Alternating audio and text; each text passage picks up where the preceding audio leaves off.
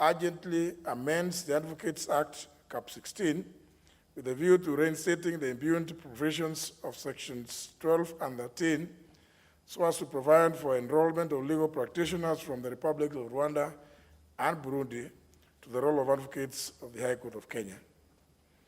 Honourable members, having determined that the matters raised by the petitioners are well within the authority of this House, I order that pursuant to the provision of Standing Order 227, this petition be committed to the Departmental Committee on Justice and Legal Affairs, and the committee is required to consider the petition and report its findings to the House and the petitioners in accordance with Standing Order 227, subsection 2. I thank you.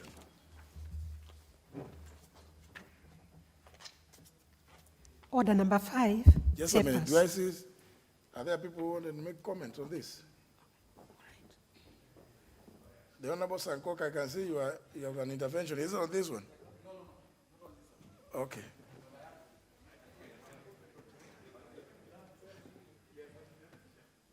Honorable Omulele. Thank you, Honorable Speaker, for that petition. I rise to just add my voice to it and support the petitioners, because the Honorable Speaker, advocates in this country, we came together under the Law Society and we said that we would like to be the first ones, to be at the forefront, at the cutting edge of fostering the bringing together of our countries, so that we eventually must become a federation of East Africa, to widen the field, as it were. Honorable Speaker, you know that the training of advocates in this country is only second to that one for Dar es Salaam, Tanzania. But our neighbors, our neighboring countries have been, for lack of a better word, have been slow in the uptake of opening up the services industry, as it were. But we in Kenya, we said we want to be the first ones to allow our brothers from across East Africa to come in here and practice and see what we do here, so that we hasten the widening of this East Africa brotherhood, as it were. So excluding our brothers from Burundi and Tanzania really is actually excluding the Kenyan advocates also from accessing work from those regions. And it is actually inimical to the spirit of the East Africa coming together. So I support and hope that the committee will hasten and make sure that we amend the law, the Advocates Act, the relevant law, so that we can incorporate and allow our advocates to practice across the borders. And even if the countries, those countries, Burundi and Rwanda, do not allow advocates from Kenya to practice, but let us allow the brothers from those countries to come here and see what we do. Tomorrow they will open up for us. Thank you, Honorable Speaker.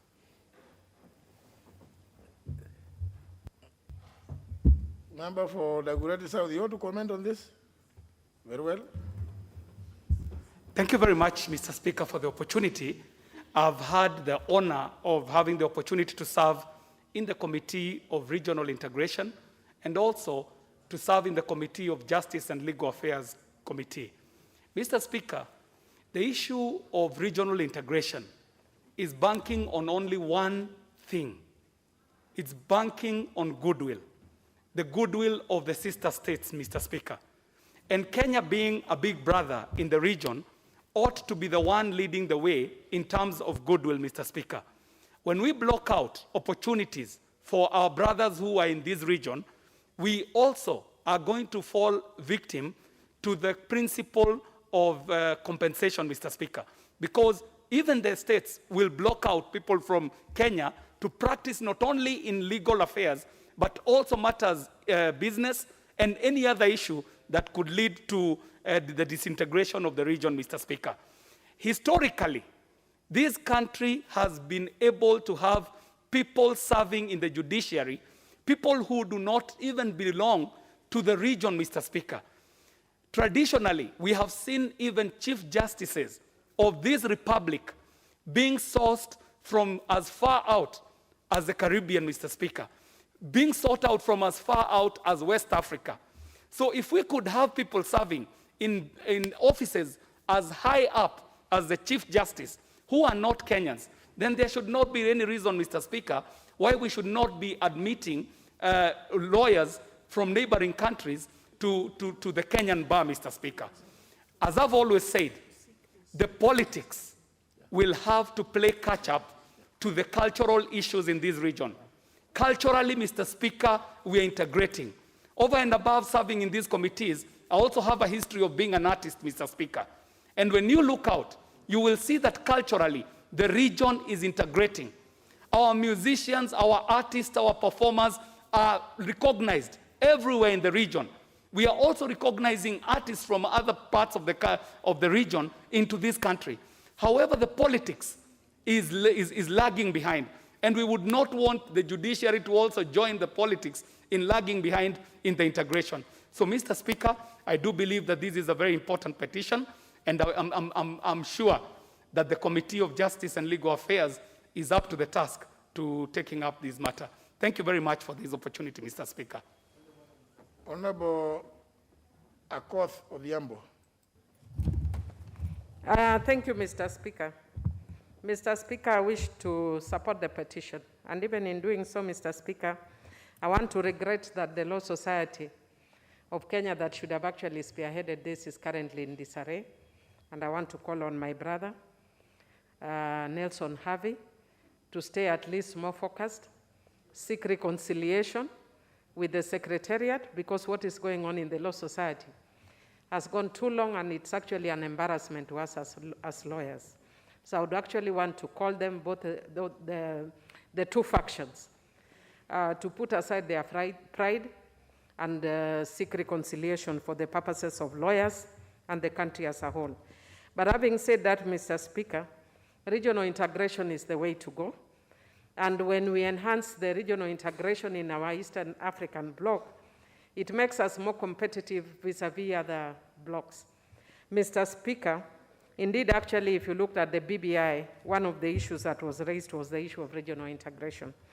Mr. Speaker, however, I want to caution that some of the things that we need to look at very clearly, because this is a very serious issue, because the court has even pronounced itself to it, we must speak to the issue of public participation so that those who are actually practicing across border would tell us what their experiences are. Because even though that is a good way to go, but what is the experience of lawyers practicing or that had initiated the process? Mr. Speaker, also the issue of reciprocity. That as much as I've had one of the members saying that I think it's your speaker brother, Honorable Chris, who is saying that we may allow them even though they may not allow us. I think that's not the way to go. We need to start, even if it is an imbalanced reciprocity. Mr. Speaker, that is a stubbornness in me struggling. Even if it is an imbalanced one, but at least if we start maybe with a ratio of 1 to 3, because we know some of them are not as big economies as us, our legal profession has been more established than them. I've worked a lot in Burundi and Rwanda before I came to Parliament, so I know what they're struggling with. But at least there should be some level, Mr. Speaker. Mr. Speaker, finally, going the direction we are going, and again, borrowing from the fact of the work that I've done in the past in the region, one of the things that the country must deal with in terms of breaking those barriers is the language barrier. That you'll find a lot of people from Rwanda who speak English, very few of us who speak French. So even when we open our practice, there will be naturally an imbalance, because then they are able, I know we'll talk about translations and everything, but it makes it much easier, and I know that, Mr. Speaker, because I always got barriers. Sometimes I would get work in Anglophone countries, and because you are not a French speaker, it will be given to somebody else. So that is something that, as Parliament, we must see how to deal with, so that as Kenyans, even when we are talking about employment, to make us more competitive in the region, we need to introduce French in our schools from primary level. Otherwise, Mr. Speaker, I support. What's your point of order, Honorable Sankok? Thank you very much, Honorable Speaker. Now that you are the one who read the petition on behalf of the petitioner, Honorable Speaker, yesterday I came very early to this house, waited. Today I came at 8, waited, and I've perused through the order paper, and I have not seen, because I've heard rumors that there is a motion that should come, a motion of no confidence to you, Honorable Speaker. Honorable Speaker, and I want to dare them. Honorable Speaker, I want to dare them to try and bring such a motion into this house, Honorable Speaker. I want to dare them, Honorable Speaker, because, Honorable Speaker, I don't know if it is the system or the deep state or whoever that want to bring, or a member of this, whatever, but they will know that they don't know, Honorable Speaker. Honorable Speaker, because you have led us with fairness and firmness, Honorable Speaker. Honorable Speaker, you are a constitutional mobile encyclopedia in this house, Honorable Speaker. We have always been referring to you, Honorable Speaker. Honorable Speaker, your grasp on legal matters will disarm your enemies and friends alike, Honorable Speaker. Honorable Speaker, in your leadership, we have translated the standing orders into Kiswahili, Honorable Speaker. I used to understand standing orders as amri ya kusimama, only for you to guide us that ni kanuni ya kudumu, Honorable Speaker. Digitalization of this house, Honorable Speaker, through you, Honorable Speaker. Training of members who have no legal background at zero cost, Honorable Speaker, in this house, Honorable Speaker. Opening up of Parliament to the media and to the public, and opening up, Honorable Speaker, to even the digital platform, Honorable Speaker. Honorable Speaker, you are non-partisan. You don't practice politics in and outside this Parliament, Honorable Speaker. That is why I'm saying I dare them to bring, Honorable Speaker, that motion, because it was there. It was all over the media, Honorable Speaker. Let them try, Honorable Speaker. Honorable Speaker, they cannot blackmail you like the way they have been blackmailing other people through maybe mentioning the 100,000 stainless wheelbarrow, Honorable Speaker. For you, you are actually a mobile, living, corruption-free zone. They know that, Honorable Speaker. Honorable Speaker, you have 96% support of this House, Honorable Speaker. And the 4%, the remaining 4% are actually undecided votes and rejected votes. Because some of them, like the two members who are just 1 day old, they cannot, of course, vote. And he's also a Kamshai leader, MP, who is just 2 months old. Those are the rejected votes. But you enjoy 96% support of this House, Honorable Speaker. Whether it is deep state, shallow state, or system, let them dare and bring. And don't fear, Honorable Speaker. Deep state is just a theoretical ghost that we use to threaten children, eat food or sleep, or I call a ghost. Nobody have ever seen that ghost. Let them try, Honorable Speaker. Let them try. I dare them. Thank you, Honorable Speaker. Put the question. There's nothing, there's no question to put. Now, are we through with the...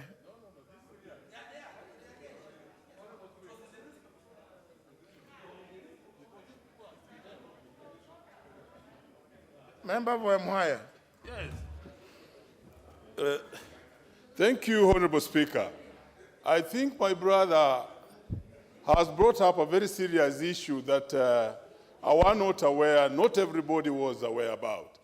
And I want to indicate that he has been waiting to see this and he has not seen the motion. Honorable Speaker, we have a lot of confidence in you, and I wish then he could proceed and name these people so that we also just know and deal with it. Otherwise, if he speaks the way he has spoken and doesn't name these people, then we shall be defranchised to deal with that matter seriously. Thank you, Honorable Speaker. Now, let us not name the nameless.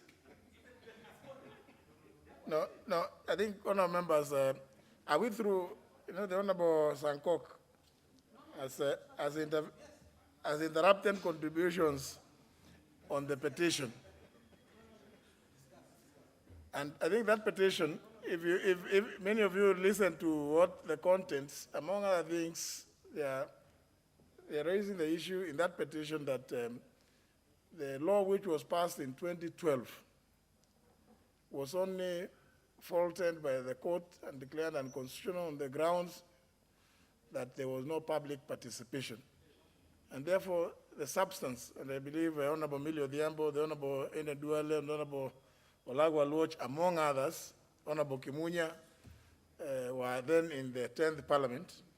It's a matter that perhaps you can look into, even though you may not all be in the Justice and Legal Affairs Committee, because the grounds for nullification, all declaration that it was unconstitutional, was merely because I think at that time, and I do appreciate at that time, the Constitution 2010 was very new, and you were in a grand coalition. You may not quite have familiarized yourselves with the public participation, and therefore, nobody paid attention to that, to Article 118.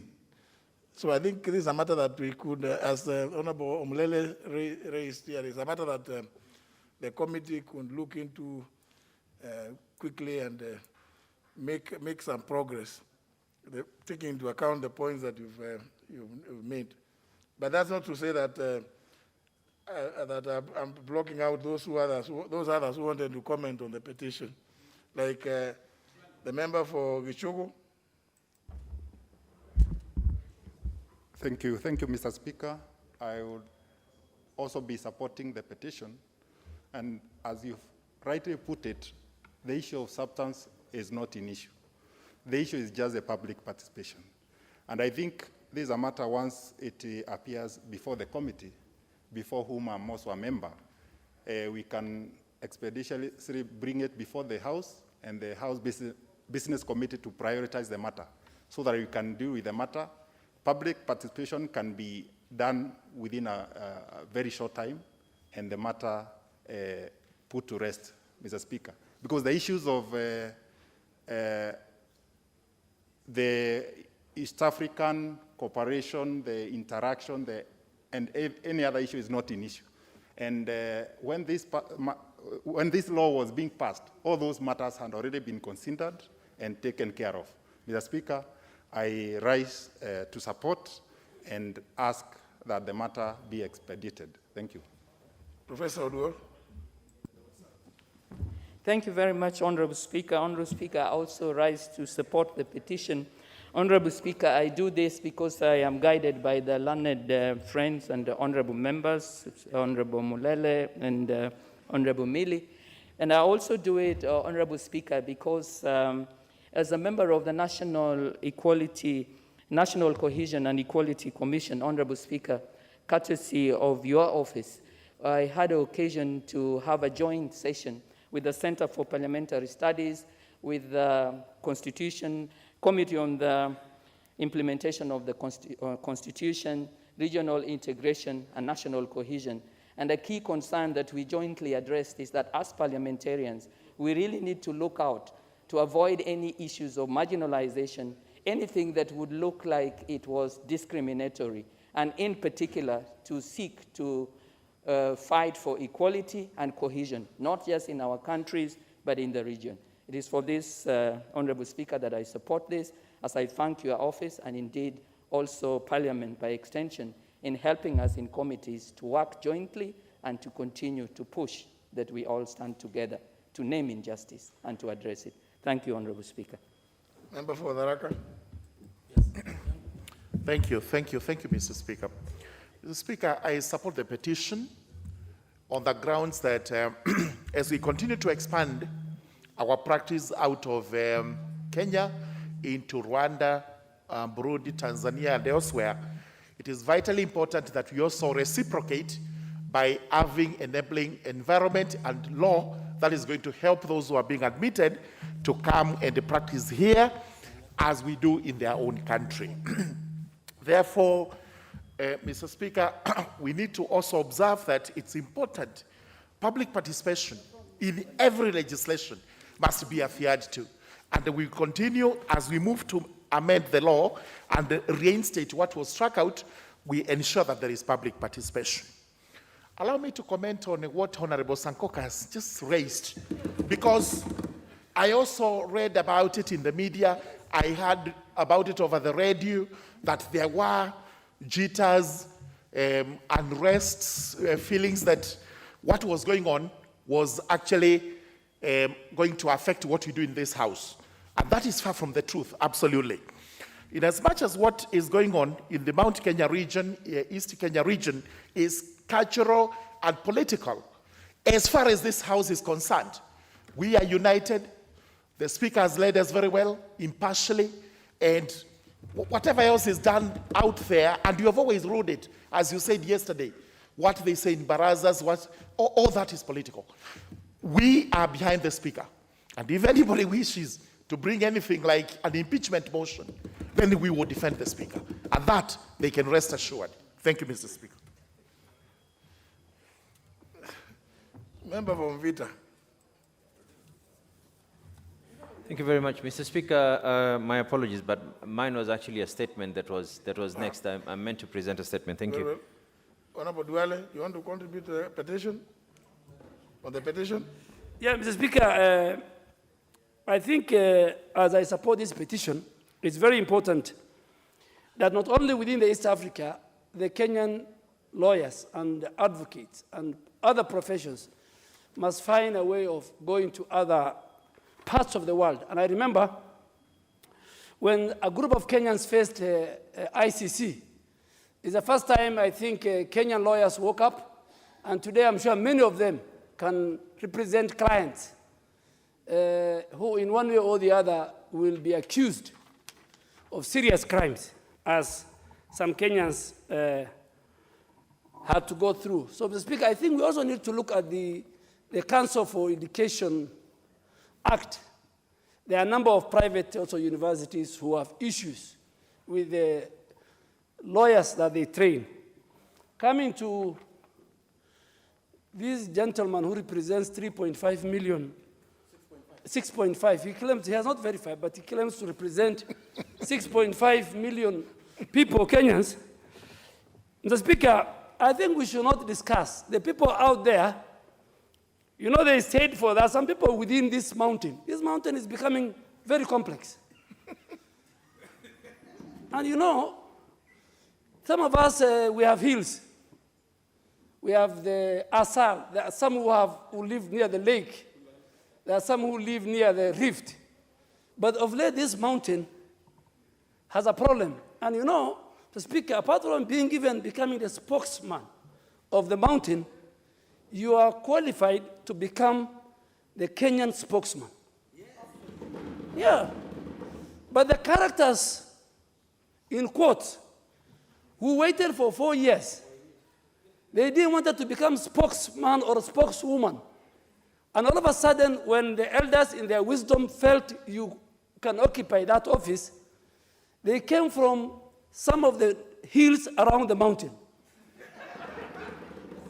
And Mr. Speaker, you should not bother, because some of them have a history. You know, when the people who are raising this matter, people like Anway Guru,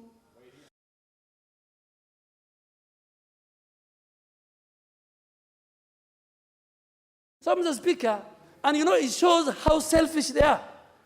In fact, they are depicting the community within the mountain in a very selfish way.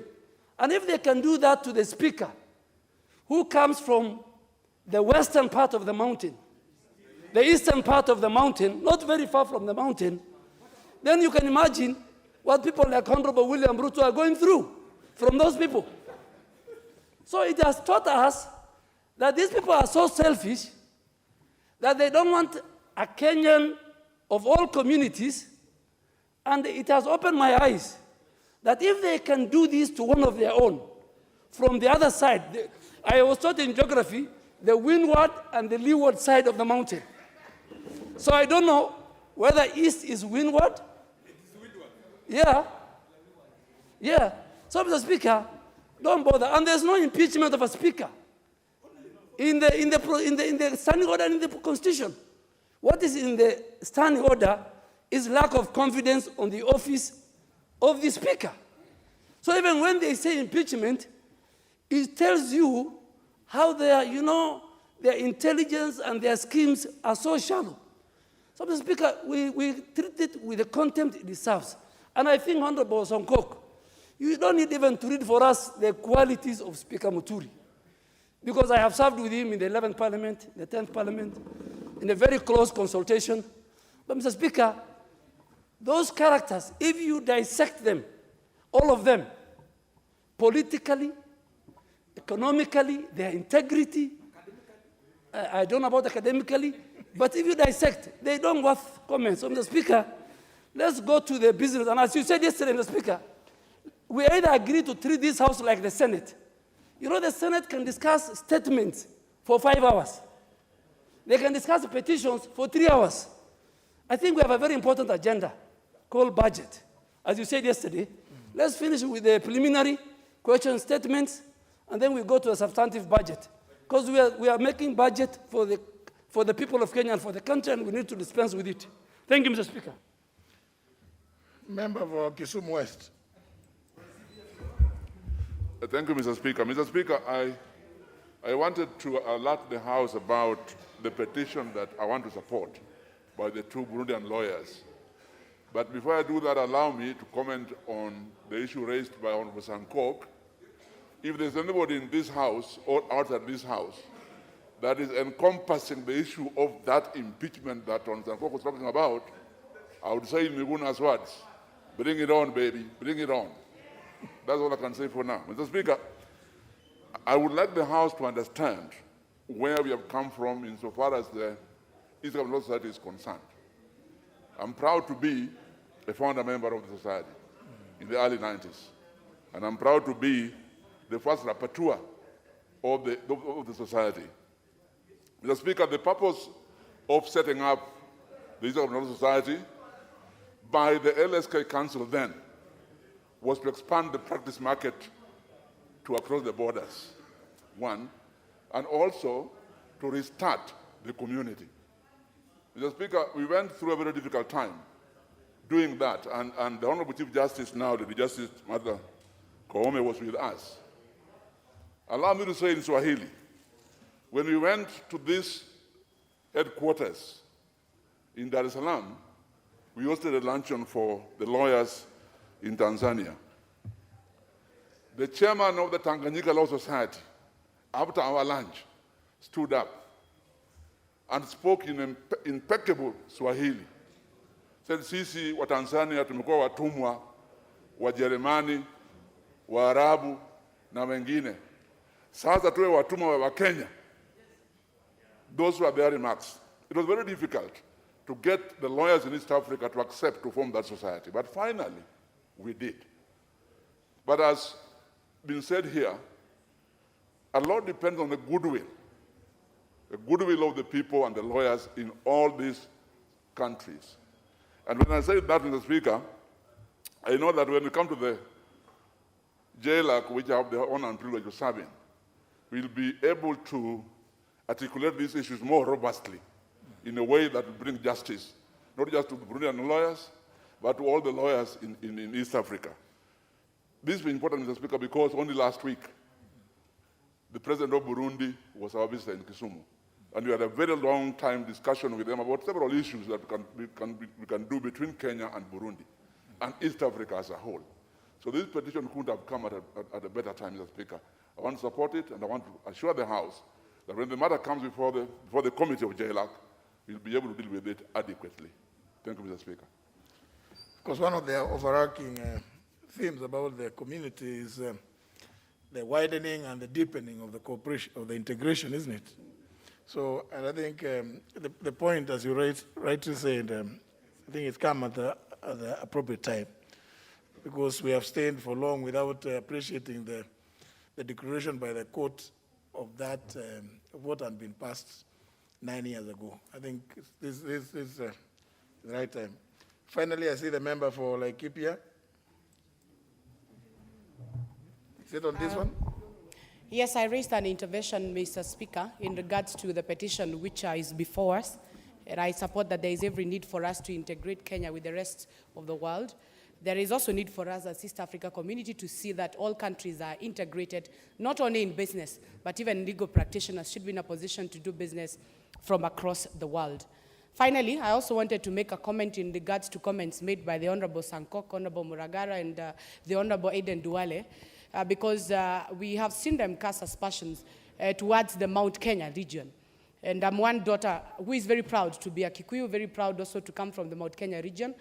And I want to inform the honorable members that they should allow us to settle our issues as a family. And that members who are being mentioned here, the likes of the Honorable Kabogo, Anne Waigoro, and others who are mentioned at the floor of the House, Mr. Speaker, they are not here with that so that they can defend themselves. They were mentioned in a way that would make them feel they are being embarrassed at the floor of this House. And finally, Mr. Speaker, you do not have eyes as a speaker. You do not have ears. Matters are raised before you.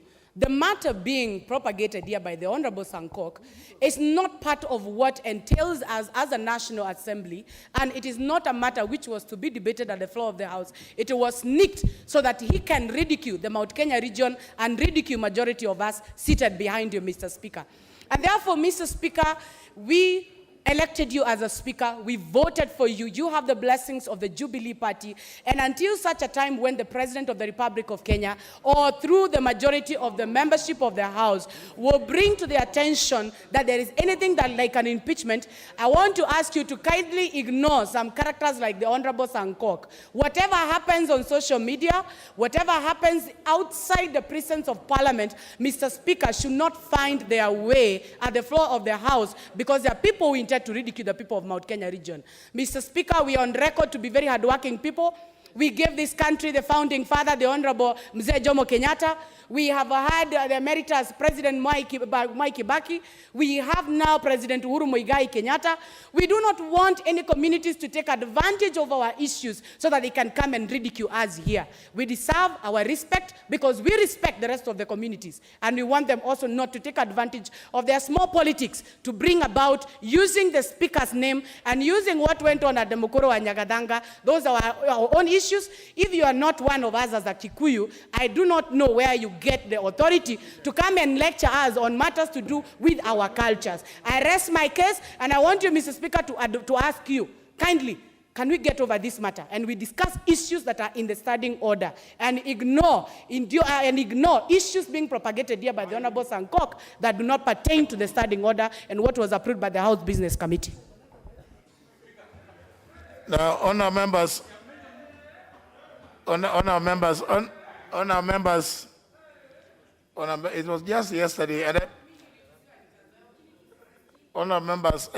was just yesterday, it was just yesterday that I gave the member for Nyali the opportunity to respond to what some of you shouted on the 11th of May, claiming that he had said something, he had uttered certain words against all of you. And none of you had the courage to rise in their place and claim that I am the one who had him say so. And therefore, the Honorable Muhammad Ali just said, I don't know. I've never said, I never heard of those words. And I want to know who my accuser is. But if you go to the Hansard, you will find it is recorded, it is transcribed that several members shouted the name of member for Nyali. So, but we had to clear it because that's the way parliaments work. Because you raise the matter, we could not keep it alive. We had to bring a closure to it procedurally for the member to get the chance to respond. So some of these things that you see, it is not that I don't have eyes. I know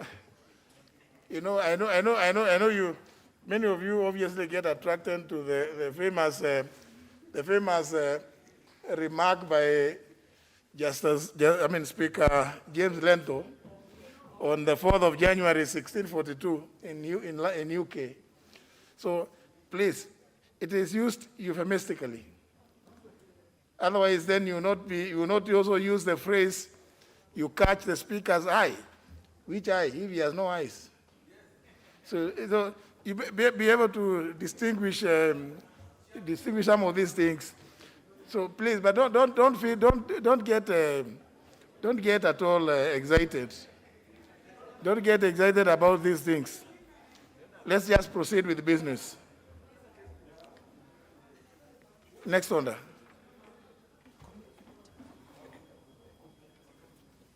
Order number 5, papers. Leader of majority. Yeah. Now what is this now? You know, I don't want to be. No.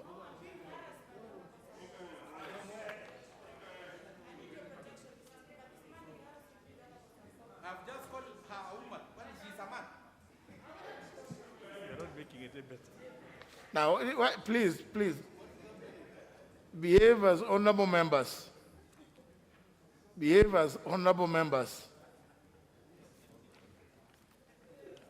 As I advised recently, Honorable Sankok, when you make a telephone call, don't say that I am Honorable David Ole Sankok.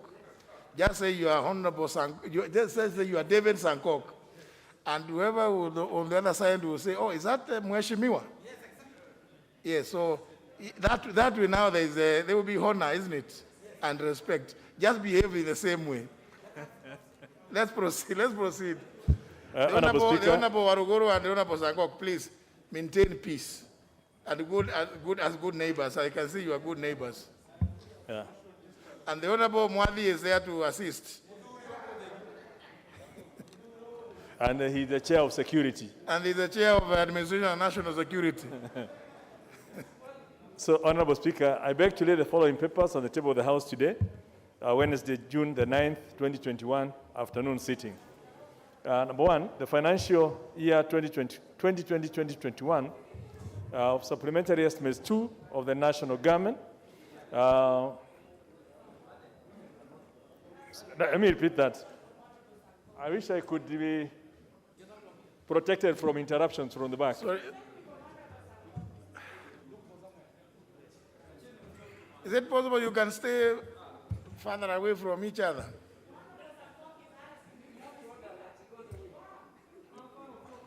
Please, this is, you know, we are, Honorable Sankok, please. Honorable Sankok, you know, and Honorable Waruguru, this is not, we are not in kindergarten. I mean, what? Surely, I can't be expected to now be in, unless you want me to invoke,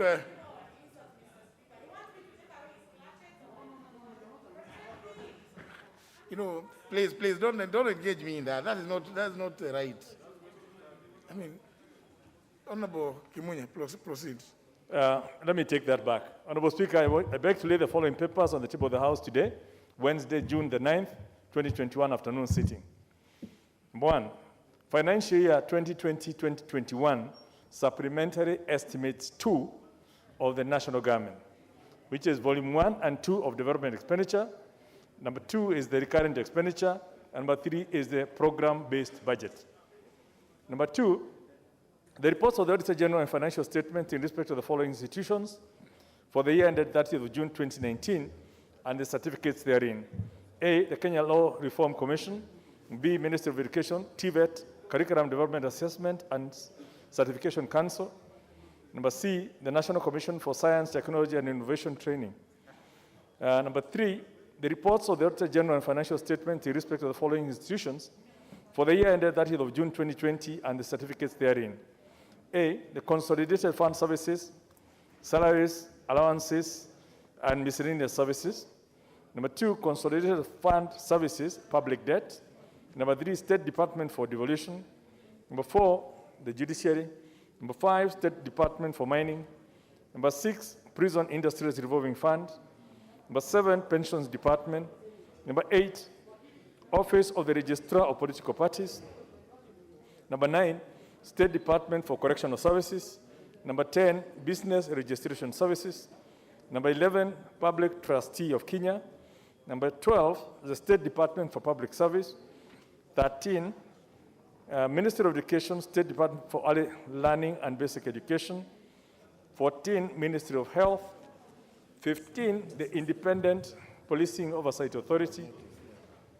Number 16, the Prison Farms Revolving Fund. 17, Ministry of Foreign Affairs. 18, National Police Service Commission. 19, Office of the Registrar of Political Parties, Staff Mortgage Loan Fund. Number 20, Business Registration Services, Revenue Statement. 21, Sports, Arts and Social Development Fund. 22, State Department for Social Protection. 23, Office of the Registrar of Political Parties, Car Loan Fund. 24, Ministry of Environment and Forestry. 25, Judiciary Financial Statement. 26, the Minister of Education, State Department for University Education. Number 4, the report of the Auditor General on the financial statements of cooperative societies, liquidation fund, for the years ended 30th of June 2013, 2014, 2015, 2016, 2017, 2018, 2019, and 2020, and the certificates therein.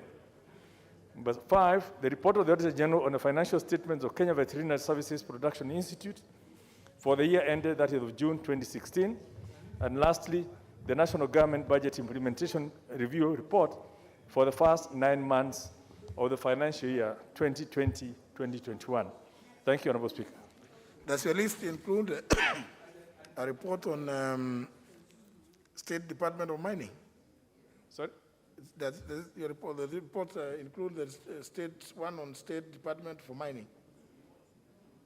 In the report you have, here it is shown as number 6, Roman 6. Number 6 is the National Government Budget Implementation Review Report. On paragraph 3, which is C, the one that starts with the consolidated fund services, salaries, allowances. Yes. Number 6 of it is State Department for Mining. Mining, State Department of Mining. You got it, eh? Yes, and number 5. Yeah. I think No, I number five here is revenue statements of judiciary. On paragraph 3, number 5, number 1 is consolidated fund services. Yes. 2 is public debt, State Department for Devolution, the judiciary, and then State Department for Mining. No, for me, number 5 is revenue statements of judiciary. Then we'll take this one for now as the one I've read. Okay, okay, Yeah. okay. Yeah. Next one then.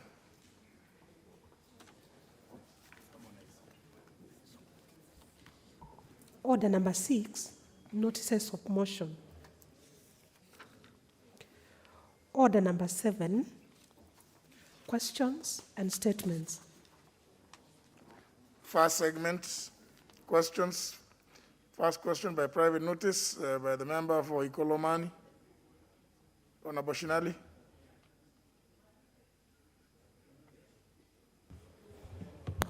Thank you, Mr. Speaker. I rise to ask question 02/2021 to the Cabinet Secretary, National Treasury and Planning. 1. Could the Cabinet Secretary explain the circumstances surrounding the planned leasing of Mumias Sugar Company by the Kenya Commercial Bank Group and its appointed receiver manager? Number 2, could the Cabinet Secretary confirm whether the intended leasing process is participatory and whether stakeholders, including the national government, county government of Kakamega, stakeholders, National Stock Exchange, and farmers have been engaged? No, mine reads shareholders, and the next one, Nairobi Stock Exchange. But you read stakeholders. Which one do you want us to take? Nairobi Stock Exchange. Shareholders. Shareholders, Mr. Speaker. Shareholders as opposed to stakeholders, yes. Yes. Yes. Number 3. Proceed to number 3. Number 3, could the Cabinet Secretary disclose the financial aspects of the intended leasing arrangement, provide the criteria used to identify the firms participating in the tender process, and confirm whether the process complies with the Public Procurement and Asset Disposal Law? Number 4, Mr. Speaker, and the last one, could the Cabinet Secretary state whether there are other measures being taken by the national government to ensure revival of the company? Thank you, Mr. Speaker. This question will be replied to before the Departmental Committee on Finance and National Planning, and the committee is directed to observe that it is a question by private notice, and therefore the answer should be available next week. Is the chairperson or the vice chair is here? Honorable Wayenya Dirangu? The chairperson, Honorable Wanga?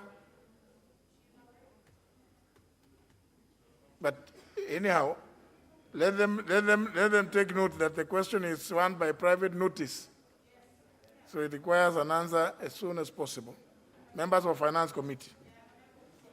Very well. Next question by the member for Laikipia County, the Honorable Waruguru. Honorable Waruguru. Thank you, Mr. Speaker. I rise to ask question number 106 of the year 2021 to the Cabinet Secretary of Health. What measures has the ministry put in place to ensure that there is enhanced access to affordable, effective, and timely testing for COVID-19 in the country, noting that testing is one of the most effective ways of reducing the rate of infection? Could the Cabinet Secretary confirm whether the ministry has considered cheaper and more effective alternative modes of testing for the virus, given that testing mode currently is in use and requires laboratory reagents and experts and is also very costly? Number 3, what measures has the ministry put in place to ensure that immediate adoption of rapid testing for COVID-19 in the country, appreciating the fact that WHO recommends that countries use the rapid antigen test to increase efficiency in testing and reduce infection? Speaker, I'm asking in this question in regards to Kisumu. The issue of COVID-19 is very high, and It is not part of your question. Yes, I think that is considered to be very urgent by the It's departmental not part committee. of your question. Thank you. So it cannot, what we are going to want to the ministry is about these 3.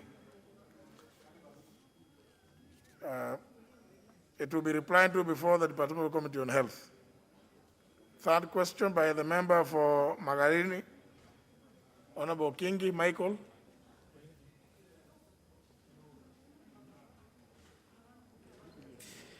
Thank you, Mr. Speaker. I rise to ask question number 171 of 2021 to the Cabinet Secretary for Education. Roman 1, could the Cabinet Secretary provide details on the amount of infrastructure funds disbursed to Galana Teachers Training College in Magarin Sub-County since its registration in July 2018 and indicate how the said funds have been used? Roman 2, could the Cabinet Secretary also state the measure the ministry has put in place to ensure that the college has requisite infrastructure in place and has adequate personnel at all levels for its efficient and effective running? Thank you. Question will be replied before the Departmental Committee on Education and Research. Last question by the member for Turkana East, the Honorable Lokiru Muhammad Ali.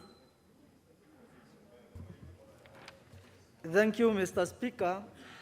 I rise to ask question number 182/2020 to the Cabinet Secretary for Interior and Coordination of National Government. 1, could the Cabinet Secretary provide the status of investigation into the assault of Mr. Francis Aiton Ekidor, formerly Assistant Chief of Ekipor Sublocation, and Mr. Peter Nangole Namojongi, the former Assistant Chief of Katir Sublocation in Turkana East Sub-County, who were attacked on 14th April 2018 by bandits while riding motorbikes registration numbers GKB 605Q and GKB 0602Q respectively, which resulted in the loss of eyesight to Mr. Nangole and theft of the motorbikes. 2, could the Cabinet Secretary explain what informed the decision to arrest the 2 former assistant chiefs after their retirement under unclear circumstances? 3, could the cabinet secretary indicate the efforts, if any, that have been made to arrest the attackers involved in the incident and the recovery of the motorbikes? Thank you, Mr. Speaker. Very well. To be replied before the Departmental Committee on Administration and National Security. We move to the next segment of that order, being requests. First request by the Honorable Kiari John Waweru. Thank you very much, the Honorable Speaker. And pursuant to Standing Order number 44-2C, I wish to request for a statement from the Chairperson on the Departmental Committee on Sports, Tourism and Culture regarding the status of the disbursement of 1 million Kenya shillings stimulus package, which was allocated to cushion artists, actors, musicians, and other performers during this COVID-19 pandemic period. Honorable Speaker, on the 6th of April 2020, His Excellency the President of the Republic of Kenya issued an executive order directing the Cabinet Secretary for Sports, Arts and Heritage to avail 1 million Kenya shillings to cushion those in the creative industry during the period of the COVID-19 pandemic. The funds were to be paid to local artists, actors, and musicians through a campaign dubbed Together at Home. The artists were required to produce works that would entertain and edify Kenyans during this period. The campaign also aimed to sensitize audiences on the safety and health precautions to curb the spread of COVID-19. The produced items were to feature on Culture TV, Culture with a K, and other collaborating media outlets and platforms.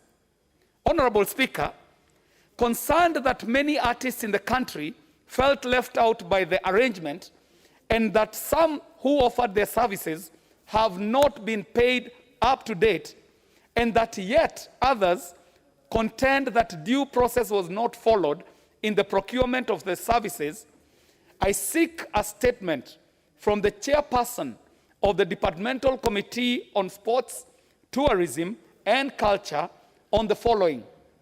1, could the chairperson table a list of all the artists, the actors and musicians who benefited from the 1 million Kenya shilling stimulus package? 2, the criteria that was used to shortlist the participating artists. 3, provide a detailed breakdown on how the stimulus package was utilized and disbursed, indicating the amount paid to each artist and other contracting agencies or individuals. And 4, establish whether the fund achieved the intended purpose of supporting the artists whose trade was adversely affected by the pandemic. Mr. Speaker, I thank you. I have signed this as the Member of Parliament for Dagoretti South on behalf of Kenyan performing and visual artists. Thank you very much, Mr. Speaker.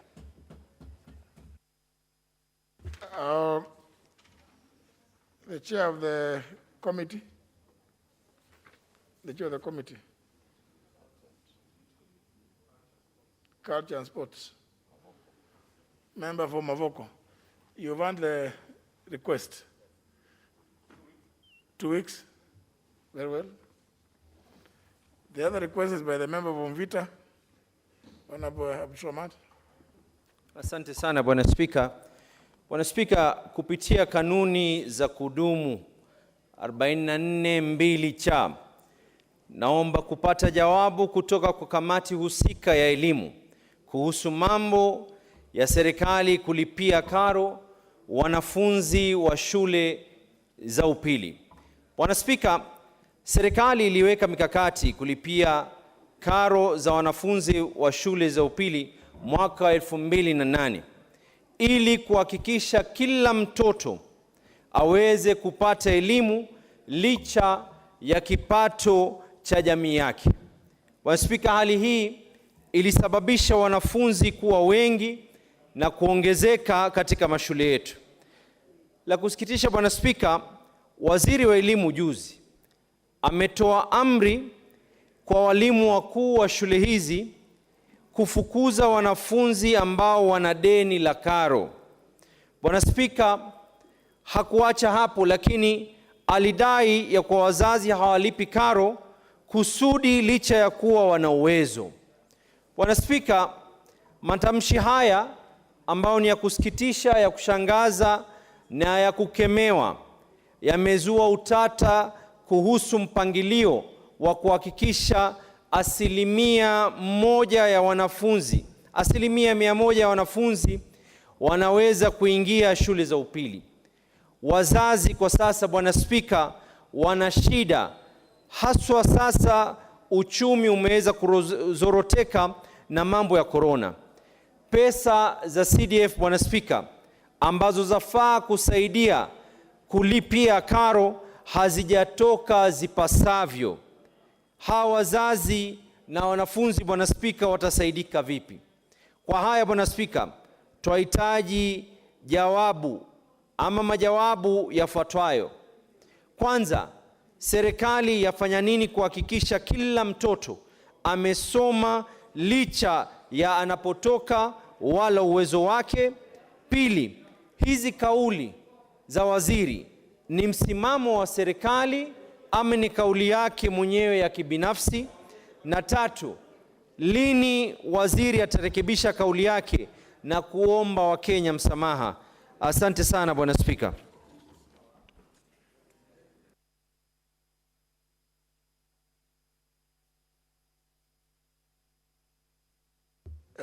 Statement to the Chairperson Education, Honorable Florence Mutua. How soon can you come up with a... Asante Bwana Spika. Kamati itajaribu ipatie mheshimiwa jawabu baada ya wiki mbili. Baada ya? Masema baada ama badala? Baada ya wiki mbili, Spika. Baada ya wiki mbili. Mheshimiwa Nasir. Asante Bwana Spika. Tatizo si wiki mbili, Bwana Spika. Tatizo ni ombi letu, na nina imani ya kuwa wale wenye kufikisha habari hizi kwa serikali, watoto wetu kila wakikaa nje ya mashule ndo wataingia katika uhalifu. Watoto hawa ndo wataingia katika mambo ambayo kwamba yasiyofaa kijamii. Kwa hivyo tukumbuke ya kwa wiki mbili hizi ni mamilioni ya watoto ambao wataweza kupoteza maisha yao, na lazima mtu aweze kuchukua jukumu. Kwa hivyo itakuwa ni bora apunguze, iwe tunajua msimamo ni wa serikali ama msimamo ni wa mtu binafsi. Mheshimiwa Mwenyekiti.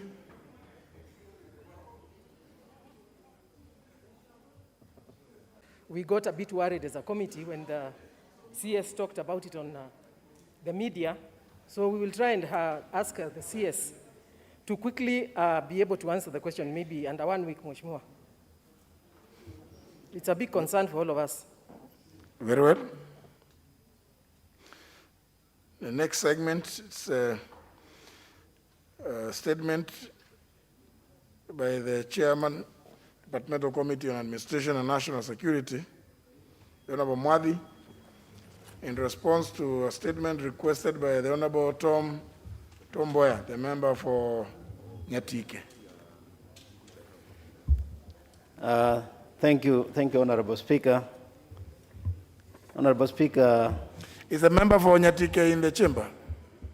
Very well, yeah.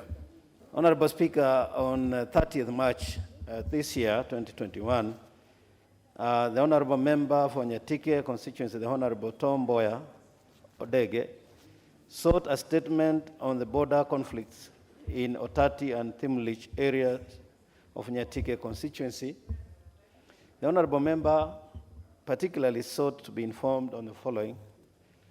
Roman 1, the causes of increased inter-county border conflicts in Otati area along Migori and Homa Bay counties. Roman 2, the measures that the ministry has undertaken to clearly demarcate the Migori County boundaries at Otati sublocation. And Roman 3, whether the ministry could consider having a police post at Thimlich area and what plans the ministry has put in place for long-term and sustainable peace in the area. Honorable Speaker, I beg to reply as follows. The inter-county border conflict at Otati is mainly caused by tax/cess collection disputes. Following inception of devolution in 2013, both counties, that is Homa Bay and Migori, started collecting cess and taxes from shops and shop operators at the market. Some shop owners initially devised a method of avoiding to pay market levies by purporting to belong to either Migori or Homa Bay counties whenever either of the county revenue collectors came calling. A survey of the market was consequently conducted by representatives from the two counties in 2015, and it was established that slightly over 3/4 of Otati market is in Homa Bay County and that the rest is in Migori County. Thereafter, the Migori County revenue officers rarely visit the market, while Homa Bay County revenue officers have continued to collect revenue at the market through some of the shop owners, though some of the shop owners still claim allegiance to opposing county government. Honorable Speaker, the land boundary dispute between Nyatike and Uriri sub-counties at Thimlich area has been in existence for many years. The most recent conflict occurred on 21st March 2020 and was reported at Uriri Police Station with OB number 15/21/3/2020. The conflict involved raising down of 5 semi-permanent houses belonging to Naftali Ocharo and the injuring of Robert Omondi, both of Nyatike sub-county. Retaliatory attack occurred causing injury of Oluoch Oyuna, 16-year-old and a resident of Uriri sub-county. The DCI officers in Uriri are still investigating and tracking the suspect so as to ensure that they are brought to book. Honorable Speaker, the recent attempt to resolve the dispute was made on 4th June 2020 by 2 sub-county security teams accompanied by officers from the Ministry of Lands. They visited the disputed boundary to ascertain and fix the boundary as per the map and records and established the following. 1. The land parcel number Nyatike/Kanyur/4241 is registered in the name of Otieno Nyangoro. This land measures 13.57 hectares approximately, and it is mapped on diagram 26 and 32 of Kanyur adjudication section. 2. Land parcel number Kanyamkago/Kanjuk/887 is registered in the names of Enos Kanyur Owino, Otieno Owino, and Awor Owino, all deceased. The land measures 78 hectares approximately, and it is mapped on diagram 81 of Kajulu adjudication section. The 2 parcels share a common boundary down from the river Kuja upwards. 4. Records held in the land's offices indicate that there is no overlap as depicted in the index map and the registry index map sheet number 81 and 26 respectively. Thus, the matter at hand is purely a boundary dispute. The team attempted to ascertain and demarcate the boundary, but the exercise was called off due to hostility from the 2 clans. It was therefore proposed that there is need for building consensus between the 2 disputants and the leadership from the 2 sides to tame the hostility and anxiety so that this matter may be treated as a normal boundary dispute as opposed to the way it is perceived as inter-clan rivalry. In the meantime, the status quo is maintained by the disputants. Honorable Speaker, in order to ensure security in the area, the following measures have been put in place. 1, monitoring the security situation in the market.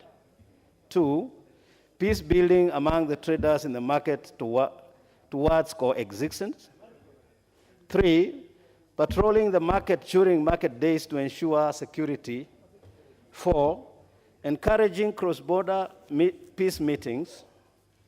5, the local leaders and all relevant stakeholders are encouraged to enhance peace building. And 6, holding barazas in the disputed areas. Honorable Speaker, the ministry has plans to establish a police post in Thimlich and Otati areas. However, lack of land for the same has been a challenge in the efforts to establish the same.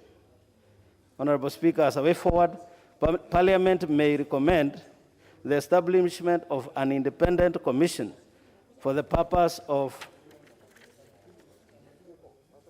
ascertaining the boundary between the two counties as provided for by Article 188 of the Constitution of Kenya 2010. I thank you, Honorable Speaker.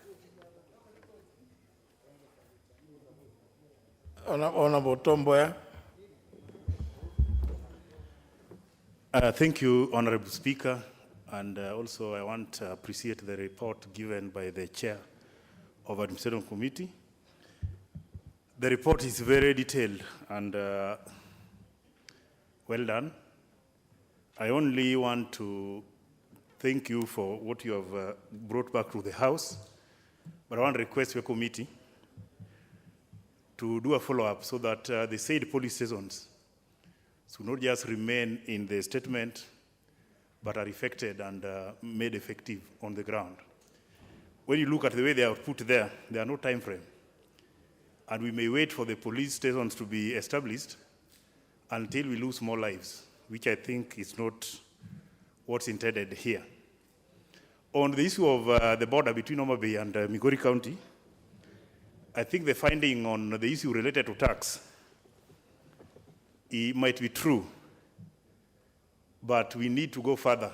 And the way the report has recommended that the House can commission an inquiry or a commission of inquiry to bring a permanent solution to this problem, I think will go a long way to help us solve these problems once and for all. But for now, the challenge which has been thrown to us as the leaders to try to bring peace in the two localities, I think we are going to take it up with my bordering MPs. That's the Honorable Mbadi and Honorable Nyamita, to ensure that our people don't fight again. But we are asking the government to do the needful so that we get a permanent solution to this problem, so that we don't come back in the House with the same problem which has been occurring and reoccurring in that area. My last appeal to the committee is, when you look at the areas they are talking about doing patrol in the market, all police stations in Nyatike, and I'm sure even Suba, there are no police patrol vehicles. I don't know whether they'll patrol on border or what they'll do to ensure that the markets are, peace is maintained in the market. Let them make the police officers in the bordering constituencies be mobile so that the security is made to be a reality, not just a mere statement. Otherwise, Honorable Speaker, let me appreciate and thank you for that. Honorable Bandi. Thank you, Mr. Speaker. Mr. Speaker, I also want to thank the chair of the committee, although I had to really run to this when I started, when I was in my office and I watched him talking about this matter. I felt I had to run here, Mr. Speaker, and listen, because this is a matter that was brought by the MP for Nyatike. I want to thank him for that detailed response, and I just want to assure him that there is no way Gwasi people and Karungu people would fight. That cannot happen. I'm very certain about that even if there are some disagreements between the two communities, along the border and around that market, it cannot cause hostility to the extent where people fight, because there's a lot of intermarriage between us. We have so many relatives. So who do you fight? Do you fight with the son to your sister? Like the MP for Nyatika is actually son to my sister. I call him Ukewa. So there's no way we can really fight.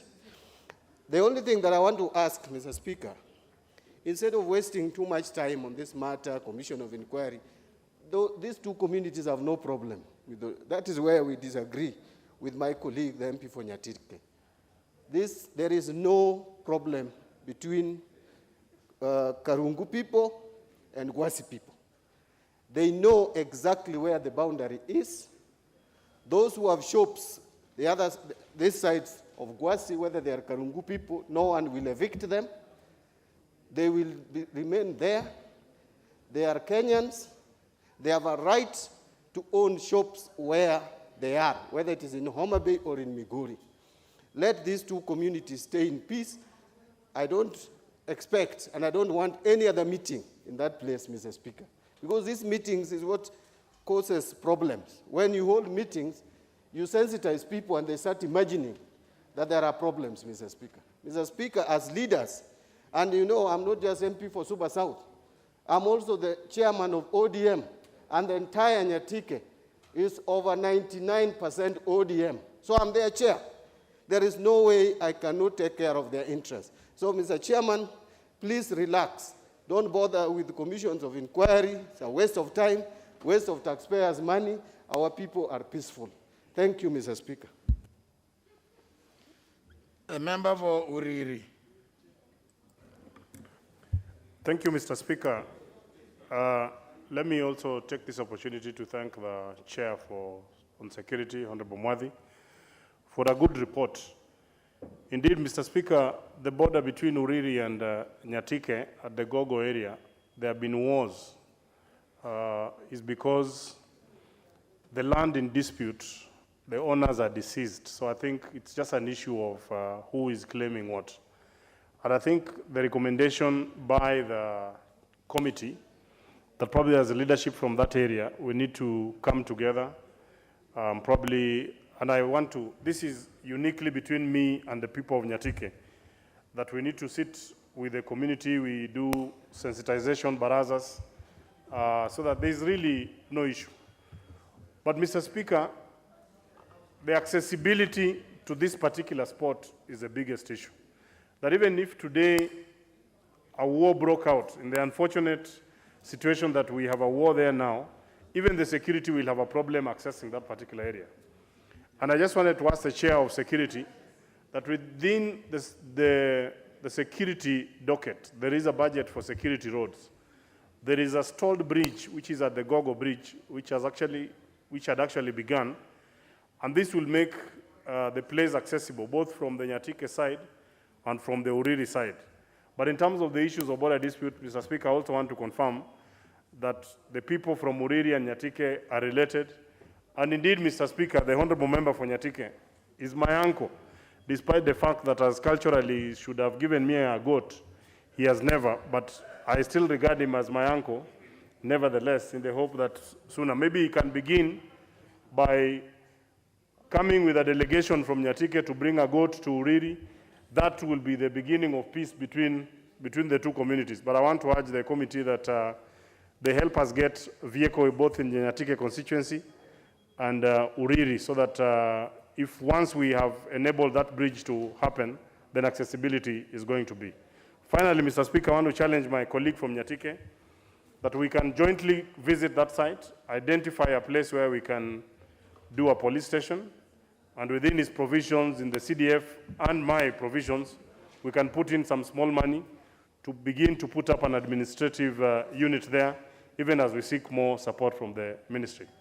I want to thank you for the opportunity, Mr. Speaker. Including, did you say only one goat? I thought that now that you are both in parliament, one goat is too small. I thought Honorable Mark Nyambita, you should have asked that Tom comes with several goats. In the community, in the community, one goat is symbolic. Actually, they call it Dielachiel Markwayongwono, to mean one goat to come and ask for forgiveness. So it's a symbolic thing. If he brings many, then it loses the meaning. Very well. The Honorable Tom has promised to bring the goat tomorrow. I thought tomorrow is budget day, budget highlights. You are giving the goat here in Nairobi, in Parliament. Honorable Mwadi, is there anything you wish to say about the... Honorable Speaker, I just want to appreciate the level of satisfaction that the members have had, those who are concerned. And secondly, also to note that they kind of say they are going to maintain peace and they are going to broker the peace, so we don't need the commission as suggested and recommended by the leader of minority. But also to the member for Nyatike who says there are no patrol vehicles, to assure him that there are plans, and I'm aware of it, of a government getting patrol vehicles, and that I'll bring this to the attention of the CS, and that I will ask that if you really don't have, then he will prioritize the patrol vehicles for your area. And finally, I will check onto the issue of the security breach, which I'm told is told, and if indeed it is, we shall take care of it probably in our next planning in the budget to come. Honorable Speaker. You are to give yet another response. Yes, Honorable Speaker. I think it's the nature of this committee that there are so many issues arising. But in this one statement, Honorable Speaker, which was sought by the Honorable Member for Mbeere South, retired Jeffrey Kingangi on 6th May 2021, who had sought a statement. I have something to say. Please listen. Who had sought a statement regarding the brutal evictions of residents of Dunguini in Makena ward of Mbeere South constituency, and which I'm ready to table, but he has asked, and with your indulgence, personally, I think it's okay if you indulge me and it's all right with the House, that he is in a meeting right away as we are talking now with the security agents, and he tells me there is a likelihood that they are going to sort out the issues that he raised, and he asked that we raise it later on, maybe tomorrow, day after, that he will come and also be able to respond after the meeting that they're having now. And so he asked that you indulge him so that it can be taken another day. Yeah, I think you can agree whether it's next week or thereabouts, or whichever other day that is available himself. Next order. Order number 8, procedural motion, resolution to sit until conclusion of specified business. Leader majority. Honorable Speaker, after further consultation and realizing there's still a lot of interest in members wanting to contribute to this debate, and members who also want to read the report, and there's still some further consultation that's required with the Treasury, I would want to withdraw this motion to allow members to discuss today, and we have the weekend and conclude the debate on the third day, which is Tuesday.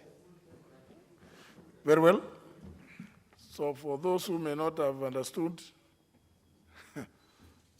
not those who may not have heard, those who may not have understood, the business appearing as order number 8 being a procedural motion, this being the second allotted day has been withdrawn, which means the House sits the whole of today as a second allotted day and leave the third allotted day for Tuesday next week. Next order. Order number 9, motion, consideration of the budget estimates for the financial year 2021-2022, general debate, second allotted day. Who was on the floor?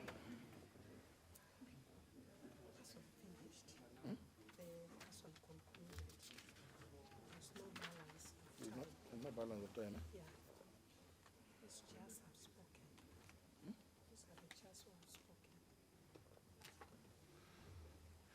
According to the records, 16 members have contributed, and the last one does not have a balance of time. The Honorable Boni Mwalika, the member for Kitui, is it Kitui Rural, yeah? So anybody may contribute. The member for Kisauni, Bogo Menza. Thank you, Mr. Speaker, for giving this opportunity to add my voice on this, the budget for 2021-2022. But first and foremost, Mr. Speaker, I wish to appreciate the good and timely work that was done by the Budget and Appropriation Committee. However, Mr. Speaker, yesterday, the PSC presented a report here, the report on the financial performance of the government for the year 2017-2018.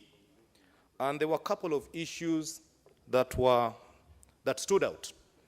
And one of them, Mr. Speaker, was about the pending bills. The pending bills have been skyrocketing, Mr. Speaker, and this has affected the SMEs, the small, medium enterprises. Most of the SMEs, they have borrowed a big chunk of money from the lending institutions. They have used their assets as collateral, but because of the delays from the government in paying or meeting their financial obligations, most of them have been declared bankrupt. Most of them, they have lost their assets. Most of them, their assets have been auctioned by the lending institutions, Mr. Speaker. And we know the role that the MSCs are playing in this country, Mr. Speaker. We know the economy is suffering because of the COVID pandemic, and there is need to relook into how we can be able to assist the SMEs to be able to come out and continue with their normal businesses. The second issue, Mr. Speaker, that stood out yesterday from the PAC report was about the stalled projects in this country. And I was shocked, Mr. Speaker, to hear there is billions of shillings that were channeled through the Mitiani House for the last 33 years, Mr. Speaker. And to date, that structure has not been completed. Mr. Speaker, 33 years, it's a very long time. And this is a project that is supposed to have been concluded many, many years ago. And up to today, we are still allocating more money to such a project. The third issue, Mr. Speaker, and this was well articulated by Honorable Duale, it was about the audit report that was done by the Auditor General. And we were told here, Mr. Speaker, in this floor of the House, that there were 14 state departments that their report was declared as non-disclaimer, meaning they could not make a detail on how they had spent their allocations. And I think this is a matter that the Budget and Appropriation Committee, they need to consider. From what we were told yesterday, the Budget and Appropriation Committee, they have powers to ensure that these state departments that could not be able to account for whatever they had been allocated, they do not get any more funding because they could not be able to explain how they had spent their money. So, Mr. Speaker, these are issues that we expect the Budget and Appropriation Committee to take them into consideration, because these are public funds which, if they are utilized well, we can be able to see the fruits and the benefit and the value for these monies. Mr. Speaker, I'm a member of the Lands Committee that is led by our able chair, Honorable Dr. Nyamai, the Member of Parliament for Kitui South. And when we went through the budget estimates for the Ministry of Lands and Physical Planning, we noted that the big chunk of money was allocated in titling, and there was none that was kept aside for settlement of the poor or the landless. The minister had only allocated 49 million shillings to purchase land for the poor. and over 1.4 billion for titling. So we were asking ourselves, if you've not purchased the land, what will you be titling? And through our able chair, we managed to negotiate and reallocate some 250 million from the titling to settlement of the poor. And I wish to appreciate this House, Mr. Speaker, because we presented a petition in this House, and thereafter we went to the ground, collected the views of the poor, and this petition was actually concerning my own constituency in a ward called Junda, whereby we have land measuring about 122 acres that is owned by Taita Taveta Teachers Sacco, and this House passed that report that the government of Kenya should allocate funds to purchase this land and settle the poor. And I really appreciate this House because that report really assisted us in allocating the 250 million from titling into settlement of the poor. So as we speak, Mr. Speaker, the same was passed the Budget and Appropriation Committee, and it is appearing in their report, and we hope that this matter will be brought to a logical conclusion so that the elders, these Taita Taveta Teachers Sacco, they are very old people. Most of them, they have died because of age without seeing any benefit from their investment. So, Mr. Speaker, apart from that, in the Ministry of Lands, Mr. Speaker, we created a new state department called the Physical Planning Department. But we were also shocked, Mr. Speaker, being a new state department with a permanent a principal secretary, a whole state department with a principal secretary was only allocated some 60 million to run their affairs. And we know, Mr. Speaker, the physical department is a very critical department in this country. They are not involved on matters of land, but they're involved in everything. For proper planning of this country, the physical planning department plays a very critical role. But through our able chair, Mr. Speaker, we were able to remove or to reduce some monies from the titling and allocate it to the new department.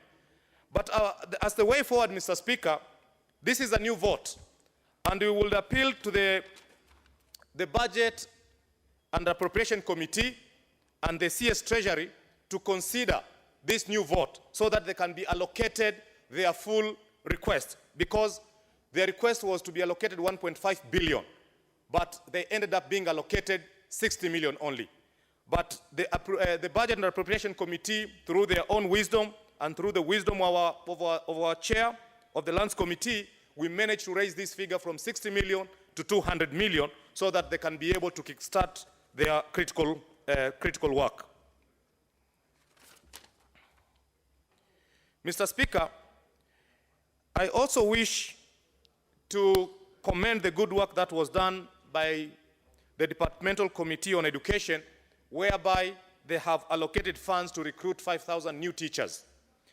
And the recommendation is these 5,000 new teachers, it will be done at the local level, at the constituency level, whereby 70% of those teachers should come from that constituency. So we expect this to be fully implemented so that we can be able to see our own people from the constituency who have graduated, who have the TSC numbers, being employed by the Ministry of Education so that they can be able to play the critical role. Mr. Speaker, the other issue is about the VAT on LPG, Mr. Speaker. This is a very critical matter, Mr. Speaker.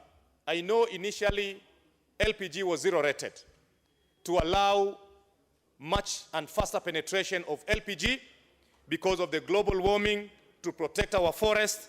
But I think during the last financial year, during the budget estimates, the VAT was reintroduced.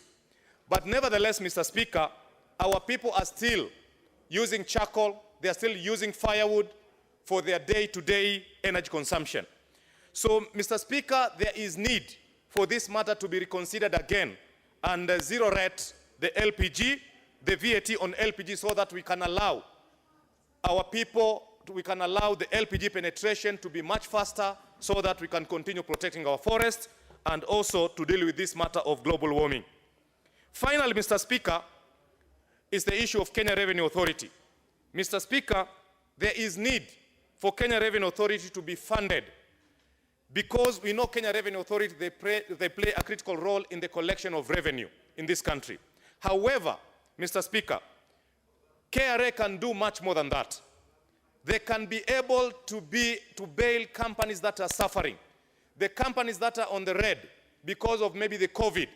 We know this is happening in the US, whereby the revenue collector comes out to bail out companies so that they can be able to collect more revenue from these companies. They can be able to safeguard employment of our people. So we believe if KRA is fully funded, they can be able to play this role and not to be the police, whereby they only come in. Leader Minority.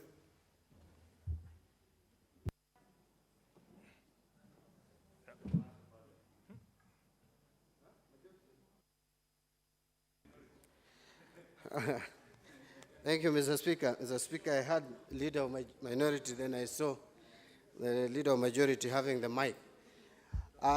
Mr. Speaker, thank you for giving me this opportunity to contribute to this motion on 2021-2022 budget estimates, Mr. Speaker. Mr. Speaker, first I want to start by thanking my committee, the Budget and Appropriations Committee, for working diligently and working hard from Wednesday last week to yesterday, sometimes going up to midnight, to ensure that this House has a report to deal with. Mr. Speaker, you realize that the executive has 7 months to prepare budget estimates, and the Budget and Appropriations Committee hardly has more than 21 days to deal with it or consider it and do a detailed report. But be that as it may, Mr. Speaker, because of the competent staff we have in the Parliamentary Budget Office, they were able to help us deal with these numbers and to submit the report to this House. Mr. Speaker, looking at the budget estimates, both revenue and expenditure, for 2021-2022, I just want to highlight the following. Mr. Speaker, we are aware that we are coming from the backdrop of a world economy that has been shrinking and a world economy that has had challenges basically because of the COVID-19, the pandemic. So, Mr. Speaker, in the 2020 to 2021, the world economy contracted at the rate of 3.3%, Mr. Speaker. That was almost going to recession. And, Mr. Speaker, the world economy is now projected to grow at 6%.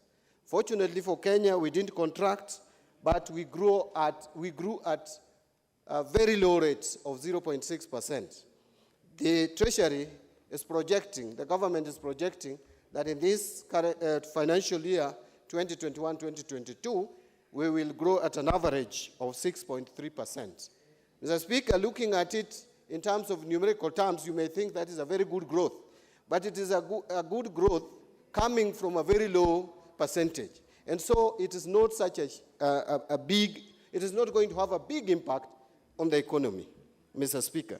Mr. Speaker, one thing that I want to point out as positive in this budget is the fact that this budget, for the first time, has that there is nexus between the budget policy statement and the budget estimates. Previously, we have had cases where the budget estimates, the difference between the budget estimates and the budget policy statement is as clear as day and night.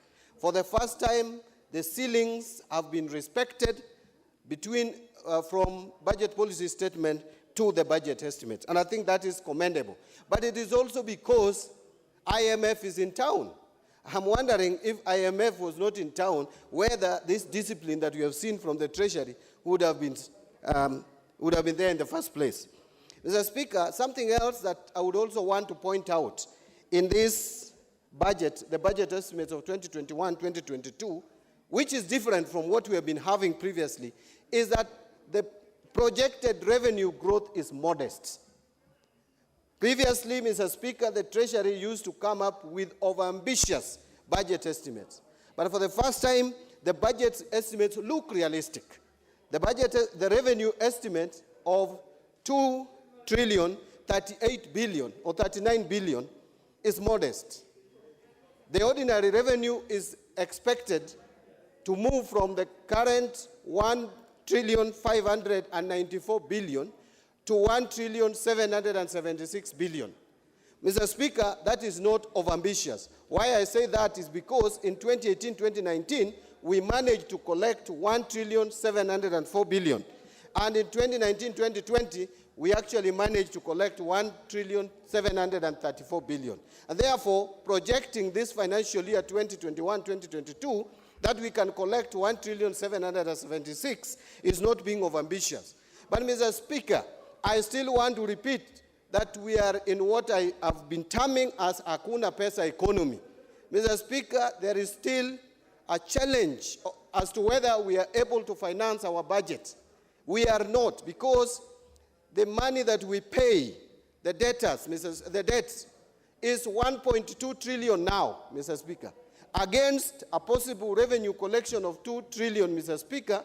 If you are spending 1.2 trillion on debt repayment alone and interest, Mr. Speaker, that is a sad state. And besides that, the recurrent expenditure is of equal amount, 1.2 trillion. That totaled up comes to 2.4 trillion, Mr. Speaker. Already you have consumed the entire budget or the entire projected revenue, which therefore means, Mr. Speaker, as I've always said, that as a country we need to face and say the truth, that we are borrowing money to meet recurrent expenditure. And that is against the Constitution, it is against our Public Finance Management Act, and it is even immoral, and it is unjust and unfair to the future generation. Because, Mr. Speaker, what we are doing to the future generation of this country is that we are not creating assets for them to generate revenue, yet we are putting debt burden on them going forward. Mr. Speaker, what are some of the reasons why we have ended up where we are? Why we are now saying we are in a Hakuna Pesa economy? Mr. Speaker, one of them is what we have talked about here severally, and I want to repeat, and many members have talked about it. When we ask Kenyans to provide goods and services to the government, we must be prepared and ready to pay them. We should not order for goods and services and sign contracts when we don't have the financial power and capability to pay. Hence, ending up with pending bills, which is suffocating the economy, because those Kenyans who have offered goods and services to the government have no money to continue doing business, and we cripple them and we discourage investment, Mr. Speaker. Secondly, of course, it has been talked about, the debt levels, Mr. Speaker. This must be managed. Between 2013 and 2019, Mr. Speaker, we went into borrowing spree as a country and borrowing expensive loans. Right now, we are borrowing loans, some of which are at zero interest and with very generous repayment period. But from 2013 to 2019, Mr. Speaker, we were careless as a country. We didn't care where we were borrowing. We went out there to borrow Eurobond at 8%. We came back with that money. Some of it was stolen. Some of it was used to clean streets, things that don't add value to the economy. And therefore, you are borrowing money and you are not putting it in productive sector of the economy. How else do you expect to be able to pay that loan when the time comes? The other reason, Mr. Speaker, is the issue of stalled projects. Mr. Speaker, across the country, we have stalled projects. They have been totaled up, that all the stalled projects, the money that has been invested in all the stalled projects in the country, amounts to 9 trillion shillings, Mr. Speaker. That is close to the GDP of this country. The GDP of this country is now at 11 trillion. And 9 trillion of our money is put in projects that don't add value to the economy. The projects have been started, left at some percentage, some are 40% complete, 60% complete, 70% complete. We still start initiating new projects, yet we have projects that have been started and no one is ready to complete those projects so that they can create value and wealth in the economy. How else then would you pay loans that you have taken to start those projects or initiate those projects if those projects are not completed to be able to add value to the economy? Mr. Speaker, it is a responsibility that we must address. The other issue, Mr. Speaker, that needs to be addressed is the issue of ongoing projects. And I'm sure my other colleagues have spoken about it. Mr. Speaker, this country, when you move around, you see so many projects, ongoing projects. But the way the budget estimates are presented to us, it is almost impossible to know the state of those stalled projects. You don't know whether they are 20% complete, whether they are 70% complete, or 90% complete. How then would you properly budget for projects if you don't know the degree and the level and the percentage of completion? Mr. Speaker, the Treasury must change their budget format to include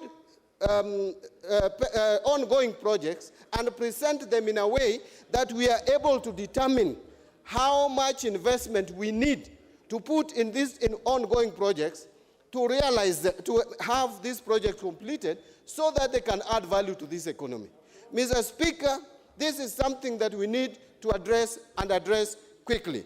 Mr. Speaker, we need also to be very clear. Another thing that is also causing slowed economic growth in the country is, for you, Mr. Speaker, those of us who have a financial background, Mr. Speaker, would tell you that if you want to spur economic growth, you need to take money to the grassroots. That is why we come up with economic stimulus package. That is why CDF is employing so many people at the grassroots. That is why devolution in the first place, we fought so hard to bring devolution in this country. However, Mr. Speaker, no, that bottom-up is now yours. First of all, you don't even understand the meaning of bottom-up economy. I am very sure if I challenge you to explain clearly what bottom-up economy means, you will start talking about wheelbarrows. That is not bottom-up economy. Let me, you know, this is not, we are not in an hostel, Honorable Sankok. This is now, we are debating budget estimates. When we will discuss cancer bill, I will give you time to speak. Mr. Speaker, I wanted to say that, Mr. Speaker, we have been fighting to devolve even more resources to the grassroots to spur economic growth, because that is the only way that this country is going to realize meaningful development and meaningful economic growth. However, Mr. Speaker, those managers who have been tasked with the responsibility of managing our funds at the grassroots level are disappointing us. They are stealing the same way the national government officials are stealing. And therefore, we devolve resources to spur economic growth, but those resources don't end up spurring economic growth, Mr. Speaker. Mr. Speaker, I want to conclude my contribution by saying that there are certain things that as a House, and Mr. Speaker, by the way, yesterday I was in some program, and one of the leading economists in this country actually was saying that Kenyans will slap us, the same way you saw one of the presidents of a friendly country was slapped, that Kenyans will end up caning us. But Mr. Speaker, also it is easier said than done. You know, when you are not in the field playing, you may think that if you are put there, you would do much better work. But when you get into the field, it becomes a totally different ballgame. So, Mr. Speaker, but as people's representatives, as members of parliament, we have, and more particularly members of National Assembly, the people of Kenya, through the 2010 Constitution, saw it fit to give us the power of the purse, gave us more power to control and approve the budget. I am aware that it is the executive's responsibility and duty to come up with programs and implement them, and that the budget belongs really to executive, and that we don't know which programs the government would be running. But when we are convinced that there are certain programs that don't make sense, we should not shy away from insisting and standing our ground against the executive.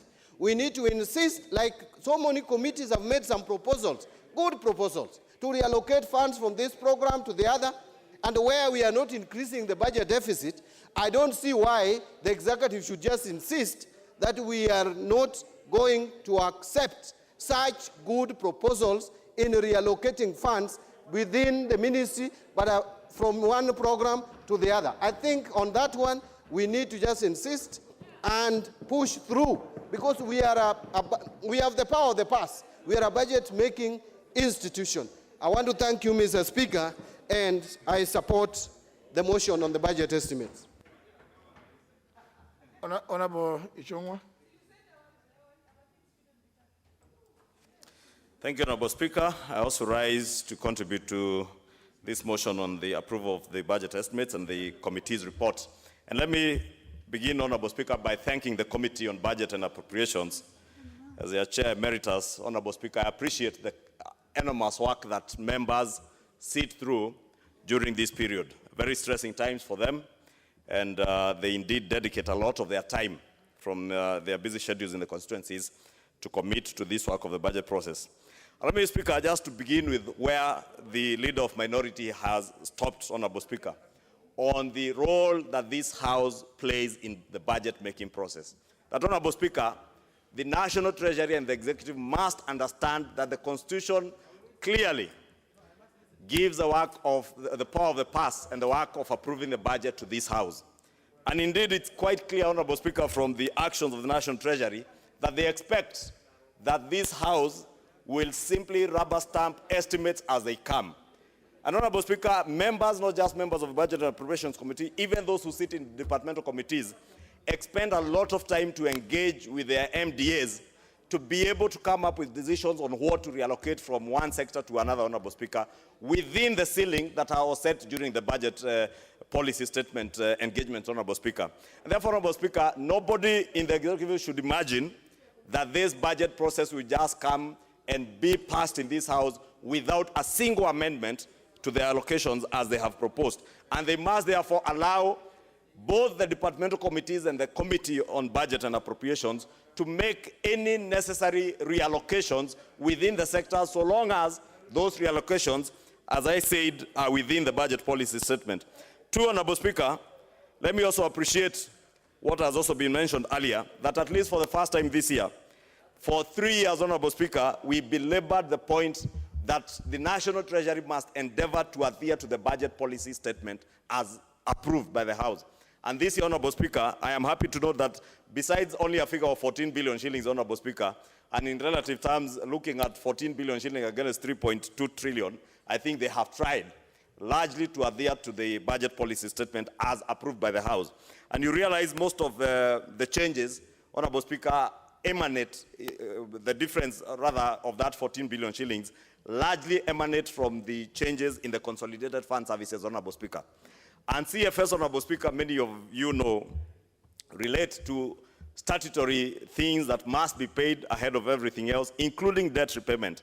Honorable Speaker, you must appreciate that with the exchange rate fluctuations this last 1 year because of COVID pandemic, Honorable Speaker, it may not have been possible to be very accurate, and therefore you can allow the National Treasury to pass on this issue of the 14 billion on CFS, Honorable Speaker. But allow me, Honorable Speaker, to speak on the consolidated fund services, Honorable Speaker, briefly. That, Honorable Speaker, we are here approving estimates for the next financial year, Honorable Speaker, based on revenues that are estimated at about 2.03 trillion, Honorable Speaker. Out of that, roughly 1.8 trillion is from ordinary revenue. And I've listened to a number of the contributions, Honorable Speaker, both from the Chair, Budget and Appropriations Committee, and what the Leader of Minority was trying to defend, rather, or putting his word on. But I beg to disagree, Honorable Speaker, that if you look at the revenue estimates as they were last year, revised with the first supplementary budget at 1.594, Honorable Speaker, we are yet to get to that level of 1.594 with only about 3 weeks of revenue collection remaining this year, and maybe about 2 weeks without counting the last week of the year, the financial year. Honorable Speaker, that tells you that in the midst of this pandemic, Honorable Speaker, and the committee has, if you read through their report, they have been very articulate to say that the revenue growth and the growth in GDP that they project about 6.3% is anchored on certain fundamentals. And those fundamentals, Honorable Speaker, are also confronted by certain risks. Among those fundamentals and basic assumptions that they make to base the growth of revenue projection and the growth in GDP of 6.3% is one, that we have a very stable macroeconomic environment, Honorable Speaker. Two is that we have a very stable political environment that has certainty, that we have certainty in the political environment, Honorable Speaker. Three, Honorable Speaker, is that both the external demand of our goods and services will increase in the next 1 year.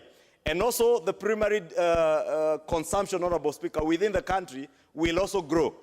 Honorable Speaker, if you just weigh those four factors alone, Honorable Speaker, a stable and a certain political environment, Honorable Speaker, in a year preceding a general election in this country, in a year when there is still uncertainty as to whether there will be a referendum in this country, Honorable Speaker, you will be forgiven to ask whether we can say certainly, with certainty, that there shall be a stable political environment, that certainly this country will not have any political interferences in terms of economic recovery, Honorable Speaker.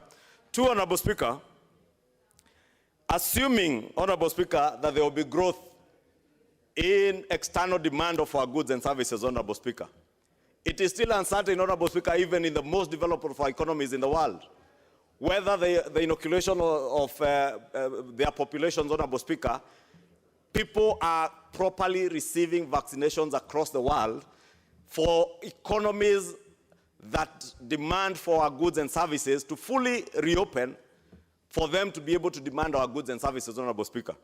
And remember, Honorable Speaker, we're a country that is still exporting a lot of raw products. We never manufacture products to be able to export them in finished, in a finished state that would fetch us more returns. And therefore, even the reopening of industries in those countries that demand our raw materials, Honorable Speaker, is still questionable. And therefore, Honorable Speaker, I'm only trying to say that it is not certain that our external demand of our goods and products will be as envisaged. And therefore, the growth projections, even of our revenues, is highly questionable. Honorable Speaker, when you talk about a growth in domestic consumption, Honorable Speaker, who are our consumers, Honorable Speaker? The people to consume, Honorable Speaker, are our people. The people who today we project close to between 2 to 4 million people have lost formal employment, meaning they have no disposable income, Honorable Speaker, to be able to consume goods and services. Honorable Speaker, those who have lost their businesses, those today, Honorable Speaker, who operate bars, restaurants, and other businesses that cannot operate beyond 10 p.m. with a curfew. And even with the risk, Honorable Speaker, of a fourth wave of the COVID pandemic, how realistic are we in projecting that we'll be able to raise close to 1.8 trillion shillings in an economy that is literally on its knees?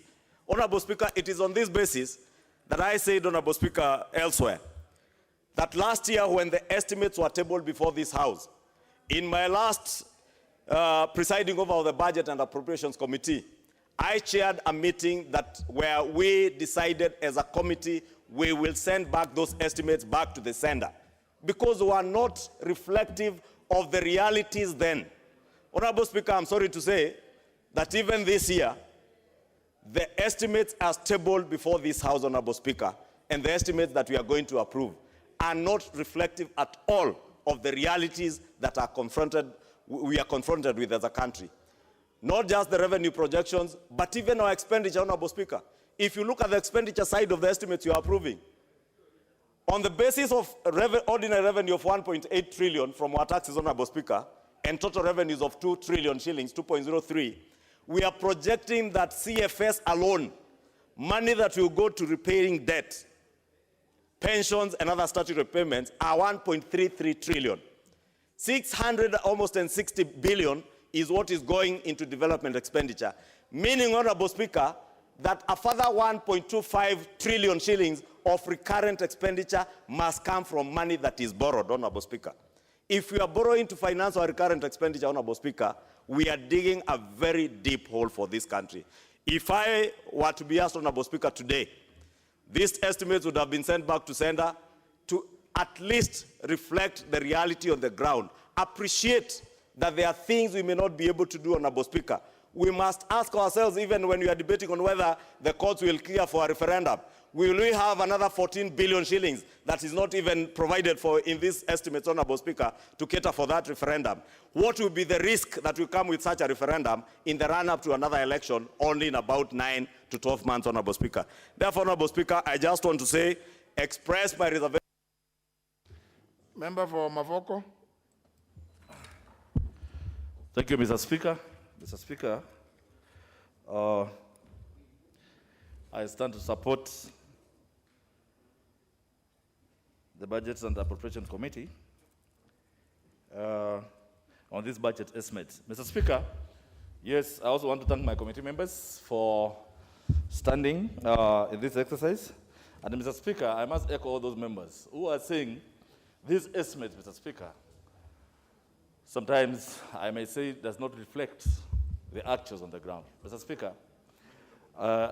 we are charged to oversight the Committee of Sports, Ministry of Sports, Culture and Tourism. But Mr. Speaker, generally, when you look at the allocations, Mr. Speaker, it leaves a lot to be admired. Mr. Speaker, for example, the Ministry of Sports has been allocated 16.4 billion. Out of this, Mr. Speaker, Treasury has only given 1.8 billion for recurrent and 2.6 for development. Mr. Speaker, now Treasury expects the Minister of Treasury to collect 15 billion A in A. And Mr. Speaker, when you look at how the COVID has affected, there are no sporting activities, there is nothing, there is no way the fund can raise this money. So in the actual fact, Mr. Speaker, what they are telling the Minister of Sports is that go out there, get 15 billion, do development, pay salaries with money in the air. Mr. Speaker, I think I agree with members who say that Treasury are not being serious with these estimates. Mr. Speaker, in our findings, you find there is so much pending bills. I also agree with members who say these pending bills, Mr. Speaker, are a harbor of corruption. For example, Mr. Speaker, you remember when we had the CHAN competitions. Mr. Speaker, we are told the Kenya government incurred 130 million. Now, there is a company going by the name of Soft Surfaces. Is that today they have a pending bill of 1.1 billion from an initial sum of 130 million. Mr. Speaker, I know there was communication from the Office of the Attorney General that ministries, state departments should sit down with the vendors and agree on a certain sum. But Mr. Speaker, I think this is encouraging impunity. We have recommended as a matter of policy that those bills must be rechecked and re-examined, Mr. Speaker, because there is so much money that the taxpayers are losing through pending bills. I think even this one is emanating, Mr. Speaker, from lack of representation. Some of these cases, when they are taken to court, Mr. Speaker, you find there is no representation in terms of legal or legal counsels are not representing the state ministries. And then the vendors are taking advantage, Mr. Speaker. So when they give a bill which includes penalties and interests, then it becomes impossible, Mr. Speaker. I don't see how in 2 years' time, 130 million can multiply to 1.1 billion. And again, Mr. Speaker, I think if we want to be realistic, sporting activity in this country means a lot. If we have to be serious with our youth, Mr. Speaker, we must develop the stadium as was promised and how it's supposed to be. Mr. Speaker, when you look at the 7 regional stadiums that were set out, after this committee went out, Mr. Speaker, most of those regional stadia are either 70%, 20%, 40%, and that's why as a committee we have recommended that the National Youth Service should be engaged. We have also advised that the ministry calls the contractors so that you can have a meeting point instead of chasing them away. And Mr. Speaker, again, it has become a trend that once you discontinue or there's a breach of contract, the contractor always runs to court and they are awarded, while the state departments are not represented. Then now it has become a vicious circle. Mr. Speaker, from a principal sum of 100 million, you are given an invoice of 1.1 billion. So, Mr. Speaker, we are recommending to the ministry and even to Treasury that, and I have seen the Budget and Appropriation Committee have introduced pending bills some amount. I think, Mr. Speaker, there must be some finality in this if we want to realize value for money. So, Mr. Speaker, I would want to agree or read out some of those recommendations that we feel, if Treasury can be realistic with these estimates, Mr. Speaker, it's only then that these state departments can meet their obligations. Mr. Speaker, we are also charged with the State Department for Culture and Heritage. Now, Mr. Speaker, that is one of the most underfunded state departments. Because, Mr. Speaker, for example, the State Department has been allocated, sorry,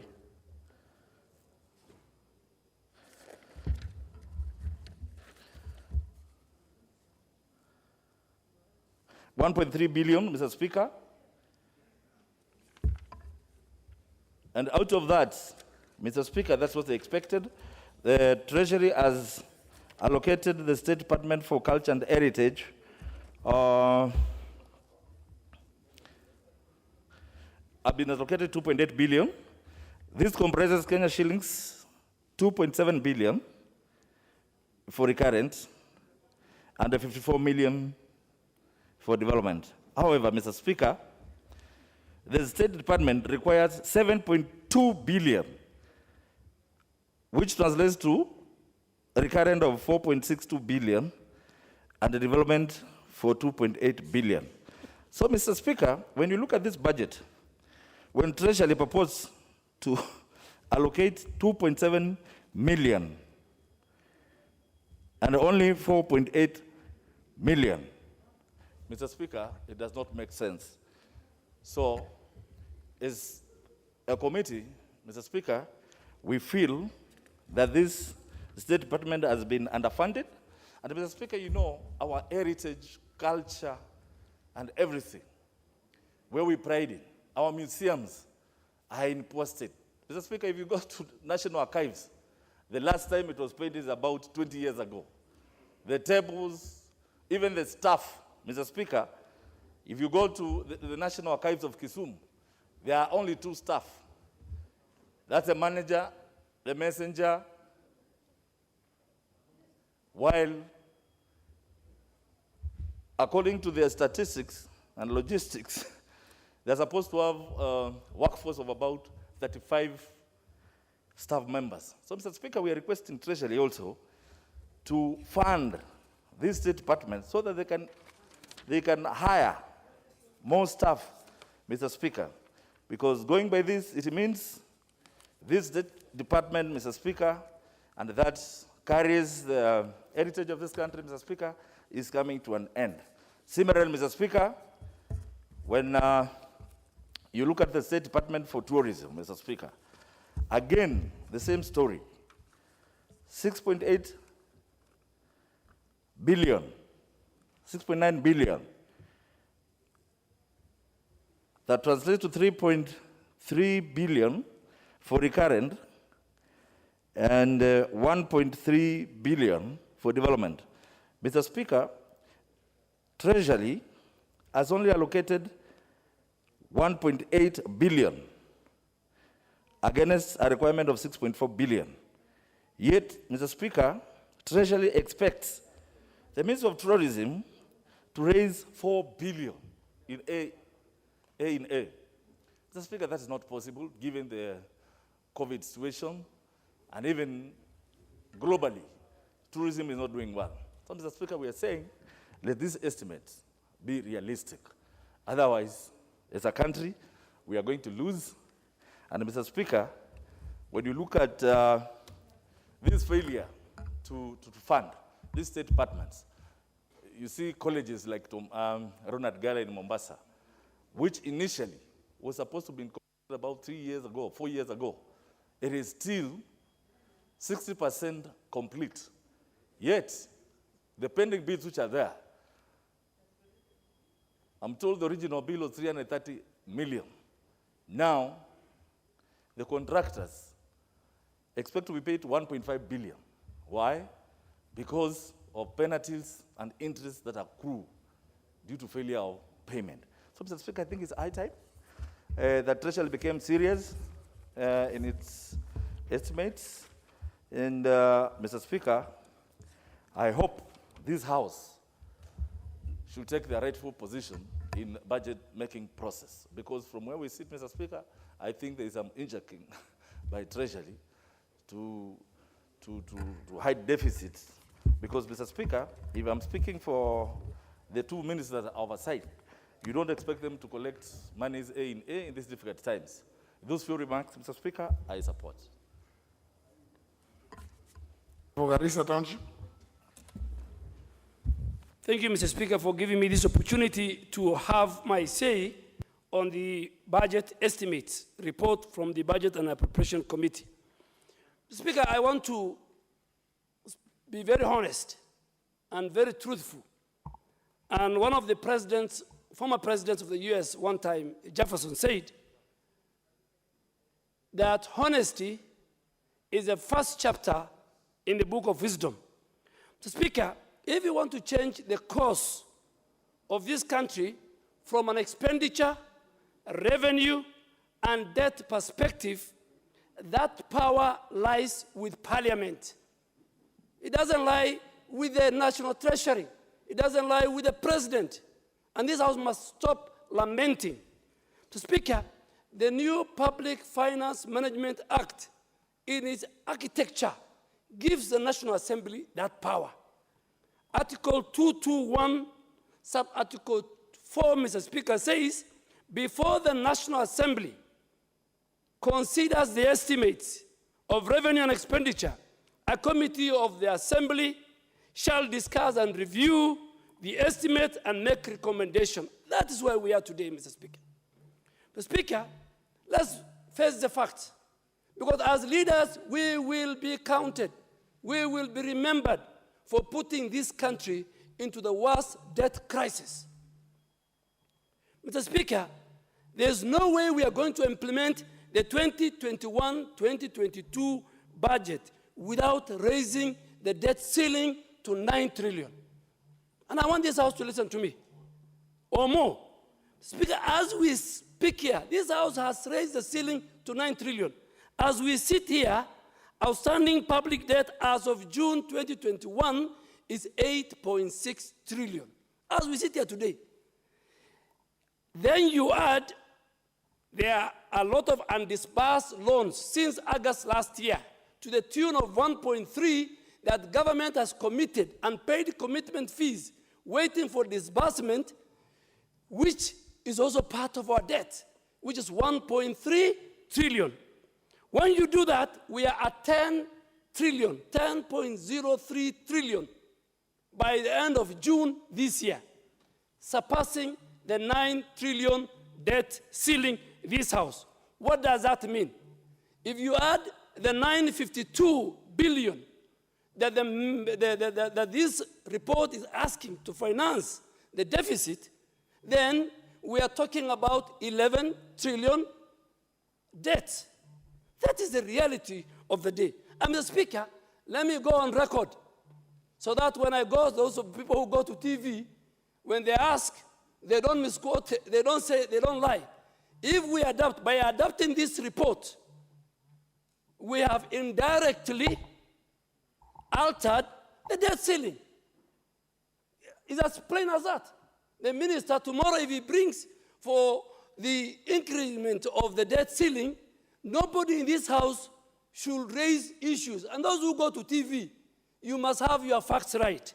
And Mr. Speaker, I really want to ask you, what happened to Honorable Bunyasi? Debt management bill. There was a debt management bill by Honorable Bunyasi, which was very critical to address all these issues. Mr. Speaker, you know, they say, if people are dying of malaria, don't blame the mortuary attendant. Yes, if people are dying of malaria, don't blame the mortuary attendant. Blame yourself. Blame the doctor. Blame the pharmacist. I have seen people blaming the president. I have seen people blaming the National Treasury. And all these other. Mr. Speaker, the 2010 constitutional architecture gave this august house, the National Assembly, all the powers in as far as budget-making process is concerned, in as far as the management of debt, the management of finances of our country. Mr. Speaker, you know, looking at it, basically, I've looked at this report last night. The budget is 3.6 trillion. National Executive is getting 1.89, Parliament is getting 46 billion, Judiciary is getting 17 billion, county governments are getting 370 billion. Look at what we call, and that is where the devil is, consolidated fund services, 1.3 trillion. That 1.3 trillion, 1 trillion is going to service debt. And I want to ask members, when you have free time, read, go back, you can even use the internet, read how countries like Greece, countries that suffered under serious debt crisis. We must stand up. Speaker, look at the quality of investment. This budget, every project, every investment, before we pump money into it, we must assess the quality of that investment to the people of Kenya and to the economy. Speaker, I have seen in the report, and the chair has done a good job. Stall projects, and these are carrying Public Accounts Committee, stall projects are to the tune of 8 trillion. 8 trillion. Yani this country is like every shilling we collect, every 100 shilling that Kenya Revenue Authority collects, 66 shillings go to service debt. Speaker, let me bring the matter home. If I earn 200,000 shillings, I cannot budget for an expenditure of my family for 1 million shilling. That I say I earn 200,000 and I want my family to have an expenditure of 1 million shilling. That's exactly what's happening here. And our problem of debt, Mr. Speaker, it's not in fact the borrowing. Our problem of debt is the deficit. Year in, year out. And I think Honorable Kanini Kega, if you look at the previous budget committee reports, you see the problem is the moment we have a huge deficit, from 500 billion, 600 billion, today we are at close to 1 trillion. The moment you have a deficit, then you will be forced to borrow. Where are we borrowing? According to this report, the domestic market or the domestic debt is at, from the 952, the domestic debt is 661 billion. And from the foreign debt, they will borrow 291. When you borrow locally, what do you do to the economy? What do you do to Kenyan businessmen and Kenyan companies? Government competes. Government then will compete with the private sector. And when the banks have a choice between a Kenyan business that wants to provide collateral against a government treasury bills, then banks will either raise the conditions and the interest rate for Kenyans to borrow against the government borrowing. So, Mr. Speaker, this again affects the growth of the private sector. Mr. Speaker, I have talked about this issue of debt. And I want to tell people and say it, that our problem in budget making process and from the National Treasury is the discrepancy between revenue raised and the spending plans. They must tally. They must be consistent. They must agree to each other. You cannot have, when you cannot tell KRA under this COVID situation, and the Speaker of this House, the Budget Committee and the Finance Committee must do a deliberate action to finance and to increase the budgetary allocation to Kenya Revenue Authority. You can't deny KRA extra resources to employ more staff, to employ more systems, to collect more, and then you want them to collect outside what has been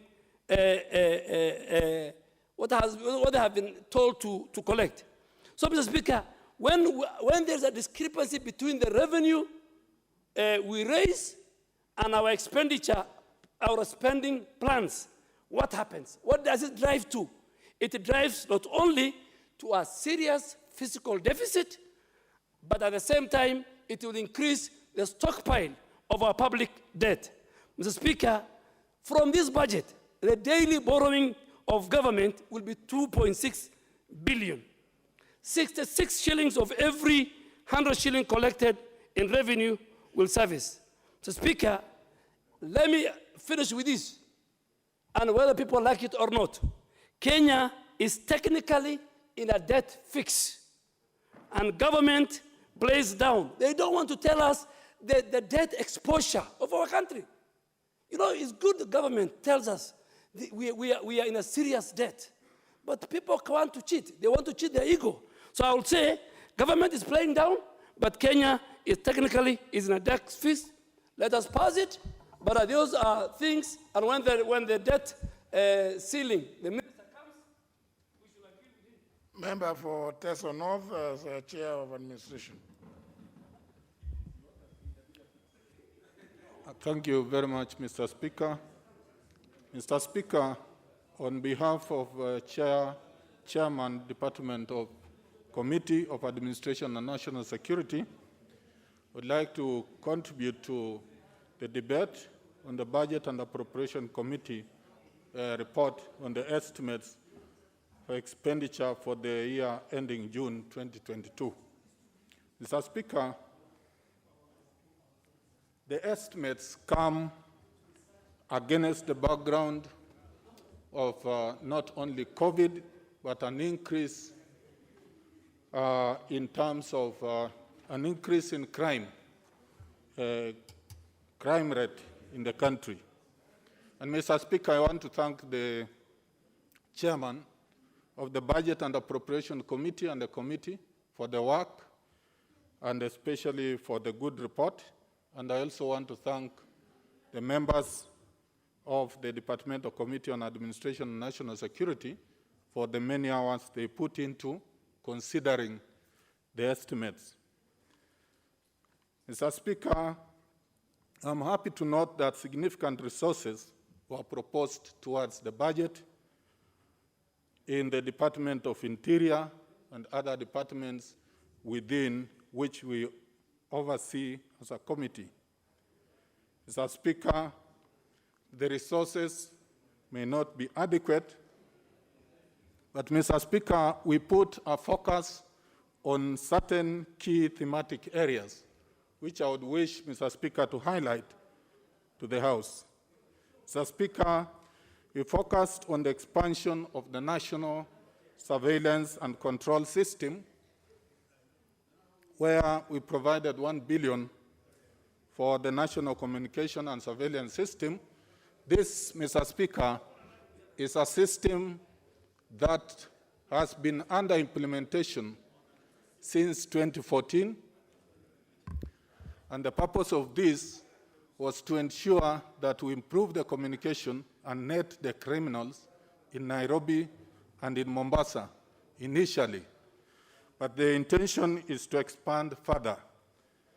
So 1 billion was provided to complete the debt to Safaricom, which was working in partnership with the police department.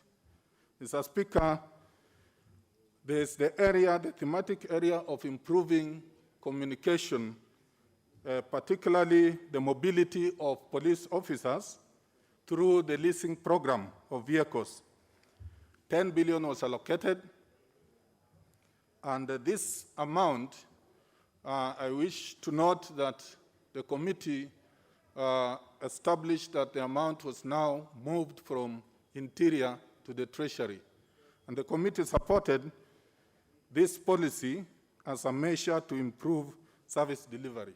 Any such policy is supported. Mr. Speaker, sir, the question of police modernization, 1 billion was proposed for the purpose of police modernization, enhancing the efficient and effective service delivery by police officers. Mr. Speaker, sir, you'll note that to have a policeman who is effective and indeed efficient, there are three key things that have to be looked into, and I think these are the considerations we had. One, the police officer must be trained well and have the skills required to undertake the functions. He must be equipped well. And Mr. Speaker, we must look at the welfare of police officers. So one of the areas that we are looking at is dealing with the crime, like the issue of terrorism, which was on the rise. It is on the rise, and the terrorists have become more complicated. They have become more sophisticated, and therefore they need to have equipment, such as even drones, the use of drones in operation areas where these terrorists and officers operate at a risky area to deal with them. So that element was highlighted by the committee as key. And Mr. Speaker, there's the issue of equipping the forensic laboratory, which was proposed 335 million. And this, Mr. Speaker, is meant to enhance the capability of our Directorate of Investigation to be able to unearth some serious crimes or even complex other areas in terms of the laboratory they use, the forensic laboratory. Mr. Speaker, you'll note that lately, for example, we had a case recently which is trending where a criminal was shot some 3 weeks ago, for example, in Teso North. This criminal, after 3 weeks, reappeared. He reappeared, and it has been trending in the social media. Now, this kind of situation requires proper identification through the forensic lab. And this particular item is meant to ensure that the lab that has already been built at the DCI is properly equipped to identify the real criminal, whether it's the one who was killed or the one who has reappeared. Mr. Speaker, to sustain the police welfare, I'm happy to note that the budget has catered for medical group insurance for police officers and prisons officers at 3.4 billion and 2.3 billion, respectively. Mr. Speaker, national security, as you know, is an enabler. And because it's an enabler, it is meant to support all other sectors, because without a stable security, then we have a problem. Other sectors can't operate. Mr. Speaker, the committee also looked at other areas which were of need that needed to be enhanced because of the importance of those areas and functions. Police face challenges in performing their duties, and the issue of welfare of police is key. You would note, Mr. Speaker, that there have been increasing reports of police officers, some of them shooting themselves, some of them in situations where they have, where they work, they end up not having psychosocial support, which is required to enable them to be counseled and be able to get back to the normal life. Mr. Speaker, it was proposed 40 million be provided to the National Police Service Commission to enable it start the process of establishing counseling centers at regional centers, particularly in Mombasa and other regional areas. So this will go alongside giving psychosocial support to officers who are affected in the course of their line of duty. Mr. Speaker, the other area that I wish to note the committee considered was the area of the drug menace.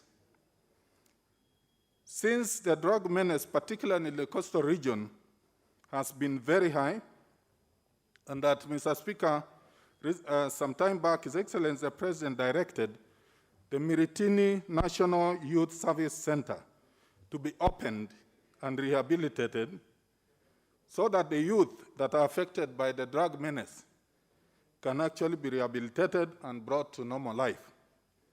Mr. Speaker, the committee recommended that 50 million shillings be provided to have this center operational.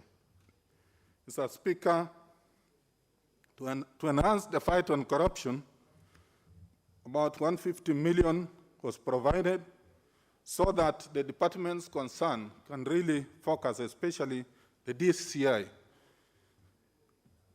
And Mr. Speaker, there is the program of the Public Service Commission on internship, recruitment of interns. As you would note, Mr. Speaker, in 2019-2020, this program started, and this House provided funds that have been able to take over 6,000 for internship programs. These youths, through this program, were able to go through and get skills and experience necessary so that when opportunities occur in the public service, they are able to be placed. And therefore, this is a very important program. During the last budgets, no funds were provided for the administration of this program, and the committee considered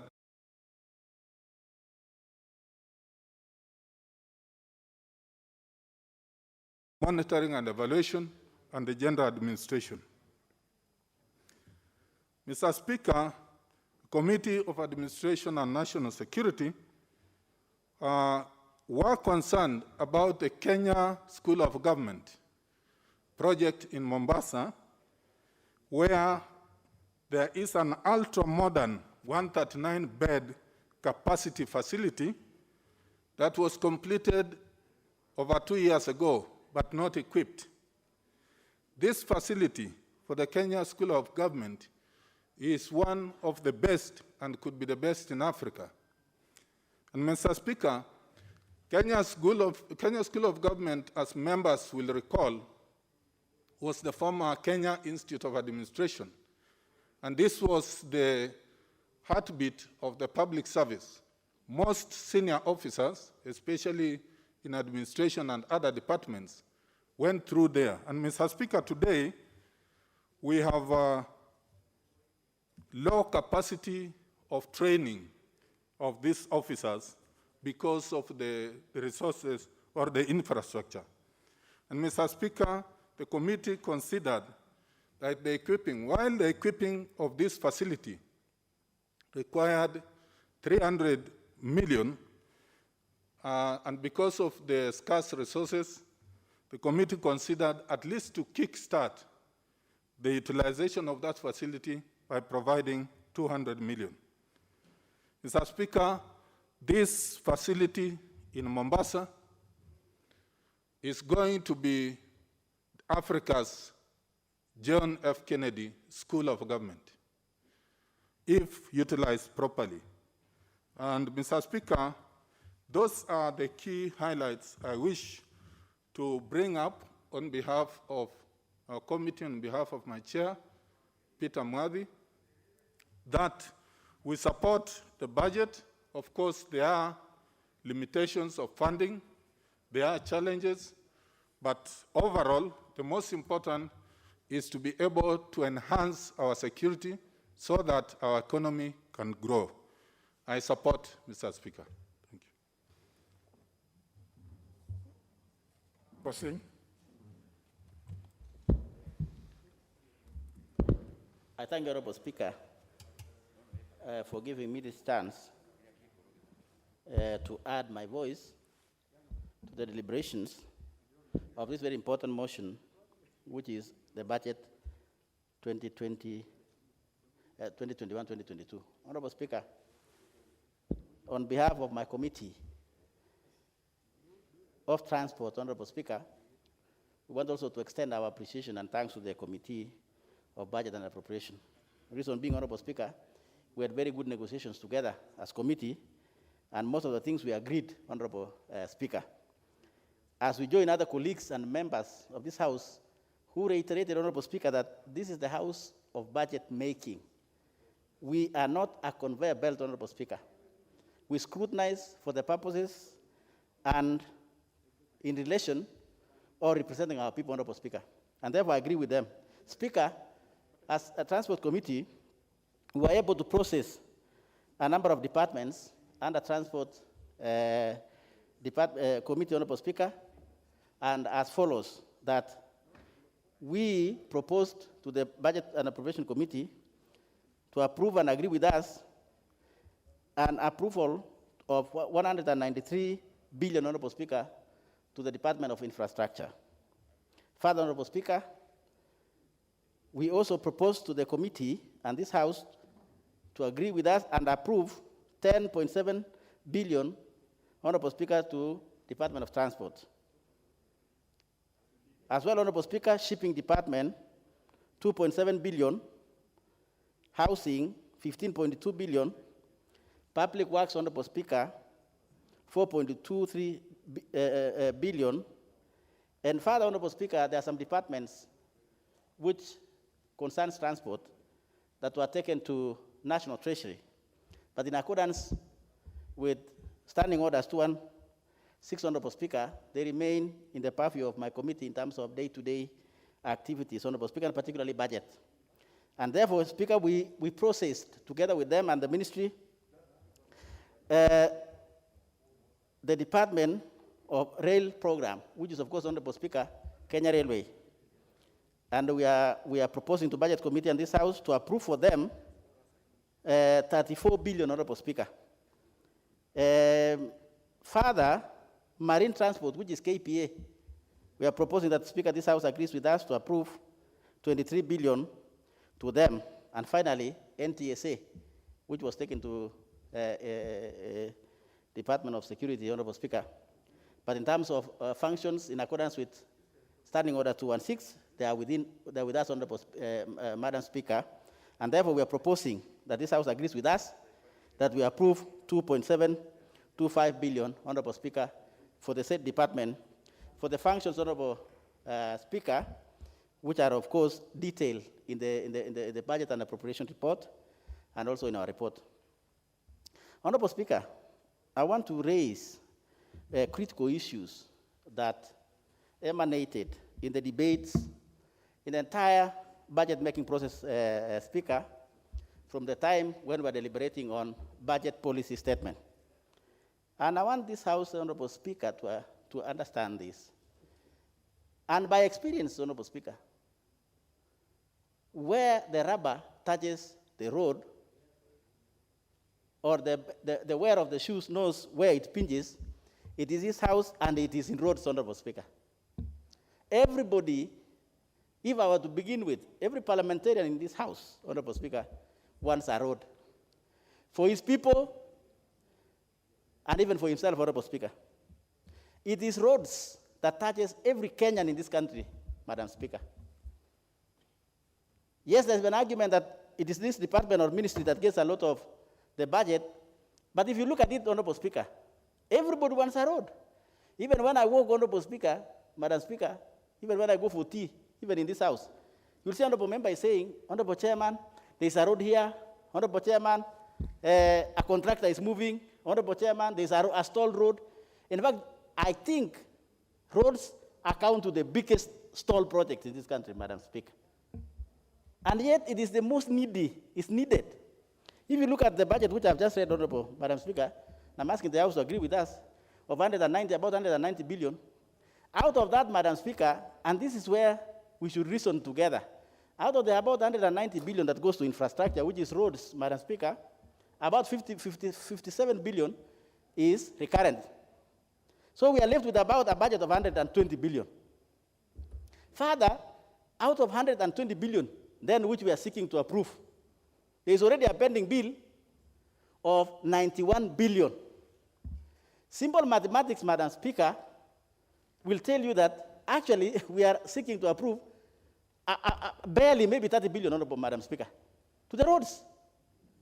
In the entire financial year, from July this year, calendar year, Honorable Madam Speaker, until next year, 2022, that we are only approving a meager 30 billion. And as if that's not enough, Madam Speaker, even by the time we are approving this budget, maybe next week on Tuesday, they will have accumulated in terms of pending bill and concluded what we are going to approve. What does that mean, Madam Speaker? It might mean that actually the entire department will actually lack resources from the time when they are supposed to spend these resources, Madam Speaker. There's a crisis, Madam Speaker, in roads. And I want to say this in confidence and representing the members of this parliament, that there will be a crisis, Madam Speaker, a serious crisis in roads. Our prediction as committee is maybe by August. And you know what is likely to happen around August, Madam Speaker, this year? Rains. There will be a lot of rains in this country. And the roads are going to be destroyed. Madam Speaker, I'm not prophet of doom. But I listen. I also see and talk to the people in charge of environment. And what does that mean, Madam Speaker? It means I have presented these issues to the budget committee. And I'm happy and glad that our able chief whip of the majority side, who sits in parliament almost entirely, Madam Speaker, sits also in budget. And I cried in budget, Madam Speaker, on behalf of the entire country, that there's no money in roads. We have a problem, Madam Speaker. And it's better said on record so that if there will be a crisis in August, I will say and I will raise my hands up and I will have said this on behalf of these honorable members sitting in this house, Madam Speaker. Because if you put that together, that this is the most needy program in this country, then we must do something as a house, Madam Speaker. That's why I started when I'm moving this or contributing, I started by saying this house is house of making budget, not a conveyor belt. We must be able to move resources, Madam Speaker, from elsewhere to roads. Everybody wants. We'll have a problem in August. Entire contractors will have moved from all roads. We have about 3,000 roads, Madam Speaker, both in Kenya, in Kura, and Kera. Madam Speaker, about 3,000 pieces of roads that are being done differently in this country. And we have a problem. When we raise those problems, Madam Speaker, some other people and thinkers say, why do we begin a road? Why don't we complete other roads, which are already having a huge pending bill? Why don't we complete those ones? And then later now we can begin new roads, Madam Speaker. That is a very simple explanation, but very difficult to implement, Madam Speaker. You know why? Because if you look at some parts of this country have not even seen a tarmac road. Some parts of this country. Somebody who presented to our committee, very serious, Honorable Madam Speaker, comes from Taita Taveta. Some parts of Taita Taveta, critical constituencies, have not even seen a tarmac road. People go for tours. It was the same as with my county, which is West Pokot, before Jubilee took over. Many people used to go for tours to go and see a tarmac road, and I'm also started, Madam Speaker, even in your own county. And what are we trying to say, Madam Speaker? I'm trying to say that idea that, okay, let us finish this which are going on now, and then we start a new one next time, it will mean that we are developing half of the country. And half of the country, we are going to leave it out. Is that the idea? Are we building one country? We are not. We might be building two countries, Madam Speaker. And that is why I wanted to say that, so that when people are debating and racing, they should not tell my committee and myself and say, look, why don't you then finish those ones and then you begin other ones? If you do like that, Madam Speaker, in this country, we will be developing half of the country. You know what's going to happen? We are going to bring a conflict among communities, Madam Speaker. So what are we trying to say? That this house is not necessarily a house of conveyor belts. We are budget making, and I'm pleading, Honorable Madam Speaker, which I did to the budget committee, to this house, that Coming to Committee of Supply, let us move money to roads, Madam Speaker. We had made suggestion. What are we looking at? We are looking at about 50 billion, Madam Speaker, between 50 and 75 billion addition to roads so that we can have our country moving. Then the question came, where will the resources come from? Oh, we have a small basket, which is true, Madam Speaker. We made a suggestion as this committee and said we cannot only fund roads using normal budget. We proposed for floating of a bond to this House, Honorable Madam Speaker, 2 years ago. Because we said we cannot just continue as if it's normal. It's not normal. We should think outside the box or without the box. We suggested floating of a bond. What is a bond? A bond, of course, Madam Speaker, looks like it's a loan, which is true, it's a loan. So we suggested to this House, and House approved, we amended the law that Kenya Roads Board floats a bond in or on top of the normal budget. We float a bond, Madam Speaker. So what will be the security? How are we going to leverage? We suggested to this House. There are two options, Madam Speaker. One is to securitize using fuel levy. We have fuel levy, Madam Speaker, which we basically or mostly use for maintenance of our roads. We can leverage that resource and get money to build our roads. And then we can now maintain, Madam Speaker, even using the normal budget. Because why do we have roads, Madam Speaker? Build it for the next 20 years. Why don't we get a bond, build our roads and enjoy today? Then we can pay slowly for those 20 years using our fuel levy and maintain now using the budget.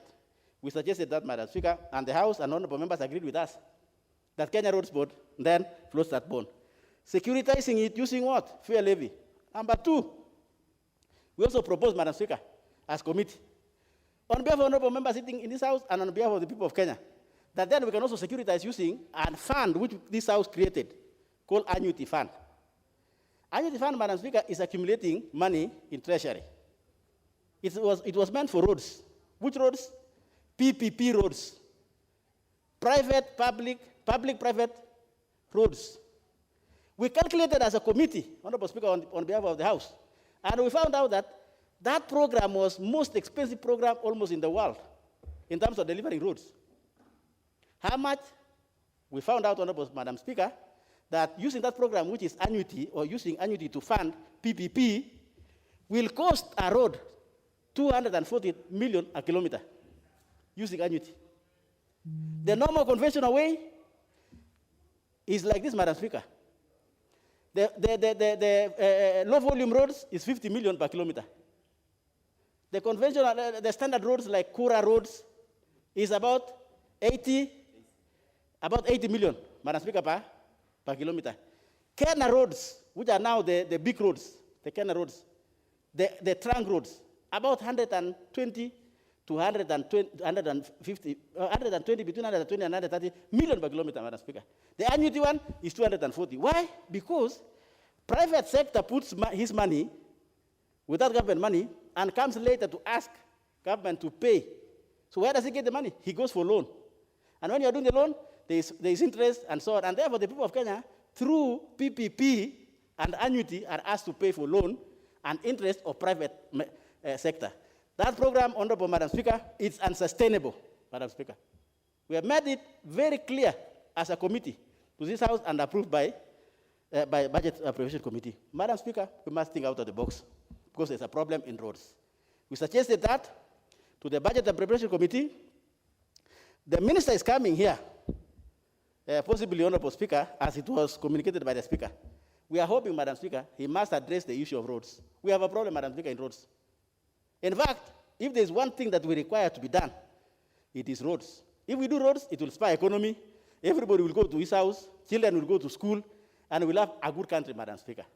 At least as a committee, we have given an option where we can exit and get more money. And therefore, Budget and Appropriation Committee and Treasury must get us a minimum of 75 billion this financial year, Madam Speaker, so that we can manage to build our roads and the Kenyans access their homes and their social institutions, Madam Speaker.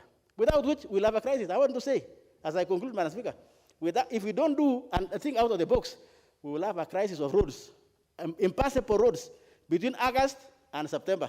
And honorable members, you know we are almost going for election. If we have an impassable roads, then all of us shall go home. Please get us the money, honorable members, so that we don't go home.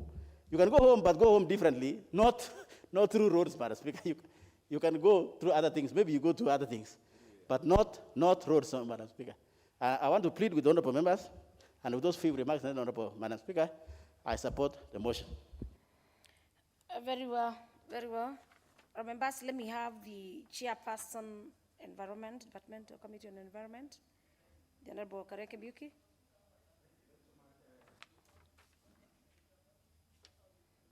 Give him the mic.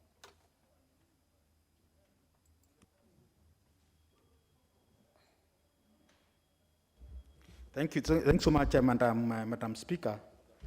Madam Speaker, on the very onset, I want to take this opportunity to thank you for giving me this opportunity, and to thank the Committee of Environment and Natural Resources for creating time to interrogate this 2021-2022 budget estimate. At the same time, Madam Speaker, allow me to thank the Budget and Appropriation Committee, headed by the Honorable Kanini Kega and the entire team, for giving us an audience so that we can be able to prosecute the various committees' budget, sector budget, through the committee. Madam Chair, Madam Speaker, before I proceed, Madam Speaker, allow me to note the following. Madam Speaker, this House does not legislate in vain. Because, Madam Speaker, the reason why I'm saying this, because a while back, around the month of April, thereabout, this House was seized with the supplementary budget one, which the Committee of Environment and Natural Resources, through collaborations or consultation with the Ministry of Water, Sanitation and Irrigation, and the other sector ministries, interrogated the supplementary budget. We presented the same to the Budget and Appropriation Committee, which adopted the same, and the same report, Madam Speaker, was adopted by this House. But, Madam Speaker, it's very unfortunate, because despite this House adopting the report of the Budget and Appropriation Committee in Supplementary 1, the same were not effected by the National Treasury. Also, the National Treasury effected the original ceilings which they presented in this House, not what was adopted by this House, Madam Speaker. So, Madam Speaker, I brought up this issue with the Budget Committee.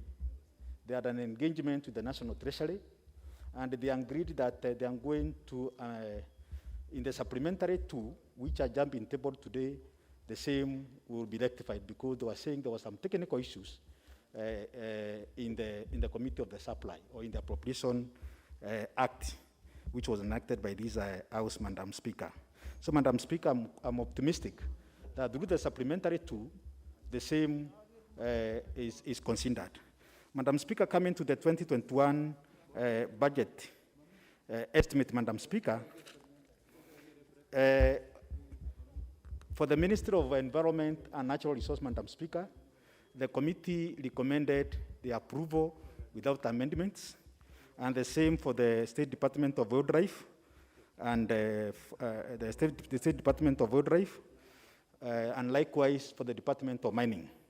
However, Madam Speaker, for the Ministry of Water and Sanitation, the committee recommended approval with quite a number of amendments. Madam Speaker, allow me to highlight some of the challenges which the sector has actually been facing. And one of the challenges, Madam Speaker, which the sector has been facing, especially the Minister of Water, Sanitation and Irrigation, it is to do with the pending bills, Madam Speaker. The committee observed that the ministry currently has a sort of pending bill of more than 7.1 billion, most of which are historical pending bills, mainly due to unlimited statutory deduction as a result of exchequer and issues in the previous year.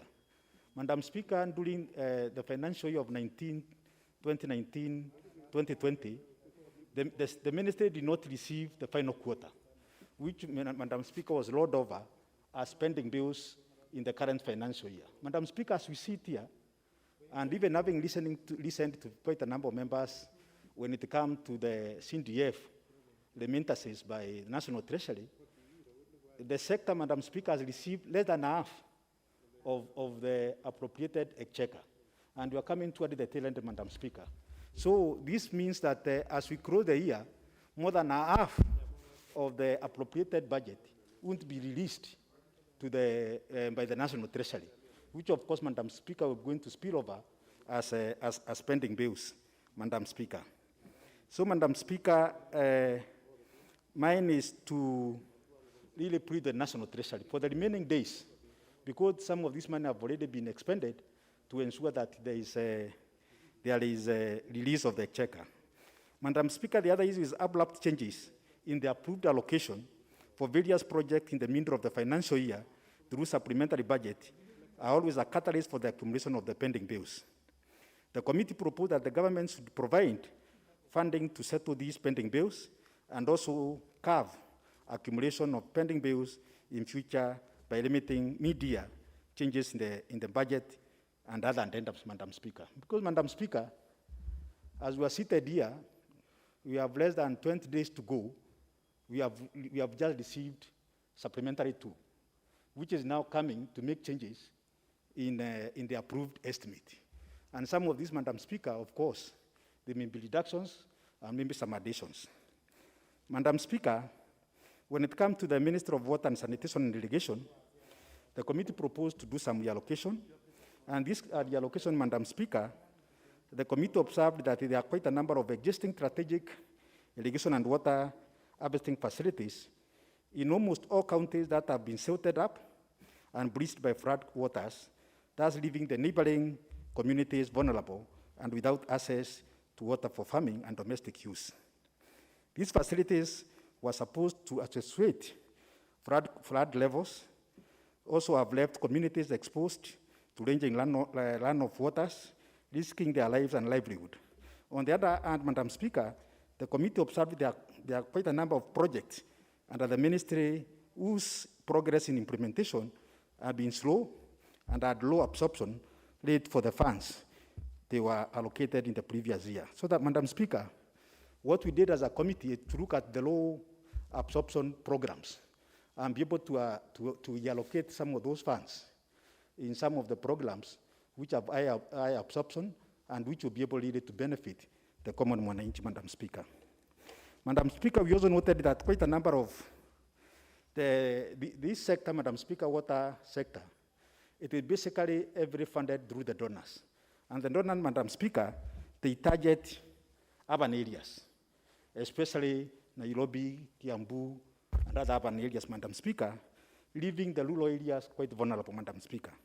So the committee noted that most of the development project under the ministry and donor funded, and this high dependency on donor funds poses a big challenge to project implementation due to the donor preference and the conditionality.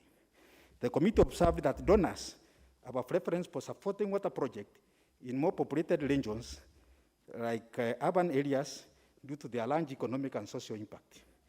Therefore, Madam Speaker, there were limited funding available for projects in rural areas where many of our members here represent, Madam Speaker. These greatly affect the livelihood of the residents living in such areas, and Madam Speaker, which have scarcity of water, Madam Speaker. Madam Speaker, there is therefore need to change a policy to mitigate the inadequate project implementation by allocating more GOK, checker resources, to projects in rural areas. Madam Speaker, in addition to this, there is need to consider bilateral agreement between the national government and the county government to provide funding for water projects, Madam Speaker. Madam Speaker, listening to my colleague in the Committee of Roads or Infrastructure, Madam Speaker, water is life. And I can tell you, Madam Speaker, water is extremely very emotive because roads are normally constructed to serve cutting across regions. Madam Speaker, water is targeted to each and every household. And therefore, Madam Speaker, mine is to really call for the more funding in this sector so that we can be able to ensure there's adequate distribution of water in the rural areas, Madam Speaker. Madam Speaker, coming to the State Department of Wildlife, Madam Speaker, this house has been seized with the issues of human wildlife conflict, Madam Speaker, and which have been extremely very emotive. Madam Speaker, you personally have brought in quite a number of petitions on human wildlife conflict, among other members, Madam Speaker. But Madam Speaker, the major challenge which we have been facing here is funding. Madam Speaker, as at the end of May 2021, Kenya Wildlife Service are spending bills amounting to more than 3 billion for the approved human wildlife conflict compensation and associated legal fees due to the delayed compensation. Madam Speaker, since the number of human wildlife cases are on the increase daily, the current pending bills are likely to increase exponentially. Madam Speaker, however, the committee noted that during the financial year 2021-2022, which is under consideration, only 604 million Kenya shillings have been allocated to cater for the human wildlife compensation, meaning the situation is not likely to improve. Madam Speaker, the government should enhance its funding for the human wildlife compensation and also consider funding for the human wildlife insurance scheme as a long-term solution, Madam Speaker. Madam Speaker, when I appeared before the Budget and Appropriation Committee, the committee recommended further funding of more than 1 billion to be able to cater for the compensation. Madam Speaker, I really pleaded with the Committee of Budget and Appropriation, and I'm happy that many members are here of the Budget and Appropriation Committee, the chair is here, and I told them, and they are all cognizant of the way these issues of human wildlife conflict is a motive. We all sit here and lament that we need the victims of wildlife to be compensated. But Madam Speaker, what have been allocated is only 604. The committee recommended further an enhancement of 1 billion Kenya shillings. Madam Speaker, it's just unfortunate that the Budget and Appropriation Committee did not pick it up. But Madam Speaker, as a committee, we are going to introduce, we are going to propose an amendment during the committee of the whole house or supply at it to enhance the compensation by another 1 billion Kenya shillings, Madam Speaker. And I want to call the honorable members of this house to support the committee initiative, because at the end of the day, we are the people, we are the members who normally get backlash in our backyard due to the issues of compensation, Madam Speaker. Madam Speaker, we have the challenges of access to forest road, Madam Speaker. Madam Speaker, the committee noted that most of the forest roads are in very bad state, making forests inaccessible, thereby increasing insecurity and the risk of illegal logging. However, Madam Speaker, unlike roads in national park and game reserves, maintenance of roads in the forest is not funded through the road maintenance levy funds. In some regions of the country, Madam Speaker, forest roads are critical links between the villages. For example, Mbutute forest roads in Malakwet County. The committee, Madam Speaker, noted there is need for Kenya Roads Board Act 1999 to be amended to include KFS as a designated road agency so that the Kenya Roads Board can provide it with funds to maintain forest roads, Madam Speaker. So, Madam Speaker, this is an issue which the committee has also taken up, and Madam Speaker, we will be able to introduce an amendment to this act to ensure that, KFS or the roads inside our forests are also taken care of, Madam Speaker, bearing in mind that logging has been banned and KFS has no access to funding, Madam Speaker. Madam Speaker, the committee also oversight the Department of Mining. Madam Speaker, mining has the potential to change the status of the economy, Madam Speaker. Kenya has serious potential in the mining sector, but unfortunately, Madam Speaker, when Jubilee took over the leadership of this country in 2013, it created a standalone Ministry of Mining, Madam Speaker, which was headed by Najib Balala then. Later on, Madam Speaker, after a year or so, Madam Speaker, it was collapsed to a State Department. And now, as we stand, Madam Speaker, the State Department of Mining is no longer there. It is only a desk in the Ministry of Petroleum and Mining. It has no standalone State Department. it is only voted within the sector, Madam Speaker. And Madam Speaker, not unless this House really do serious funding to this department, then we cannot really be able to tap the serious potential in this sector, Madam Speaker. Madam Speaker, with those many remarks, I support and request the honourable members to consider enhancing funding for human-wildlife conflict, Madam Speaker. I support. You support. Can I have is Honorable Hadanaji in the House? He had requested. The Honorable Chair for Trade is consort. Yes, he's consorting. I've seen consorting. Oh, okay, thank you. Let me have the member for Nambale, Honorable Bunyasi John. Thank you, Madam Speaker, for giving me a chance to contribute to the discussion on the estimates. Broadly, I support the committee report. I'm also a member of the committee. But since the budget is so important, and budget is a cutting-edge instrument for development, it's the means by which we make the changes we aspire to make in our economy. It's the basis by which policy can shift, policy can be introduced, expenditures can be approved and spent correctly or incorrectly. It's a very important instrument, both of a state and of a development. Looking at our budget, our latest budget, I have a number of concerns and some comments on where we're probably headed the right way, but probably not the right scope. First and foremost, this has been alluded to by other speakers, is the issue of budget realism. How realistic are the critical variables in the budget, and perhaps even the parameters? And the most critical one has been revenue. I think we have glossed over it in terms of the fact that we even said that we had achieved 1.594 on road revenue, but actually that is an estimate. We should correct that figure and say that that's what we expect we might achieve. We don't know that we shall achieve. Be it as it may, the projected figure now that we expect to reach next year is 1.776 in ordinary revenue collection. That really means ordinarily just tax revenue. And whether or not we can meet that, that is still in doubt. We really have never done that well except for 1 year, many years ago, when we met and perhaps slightly exceeded.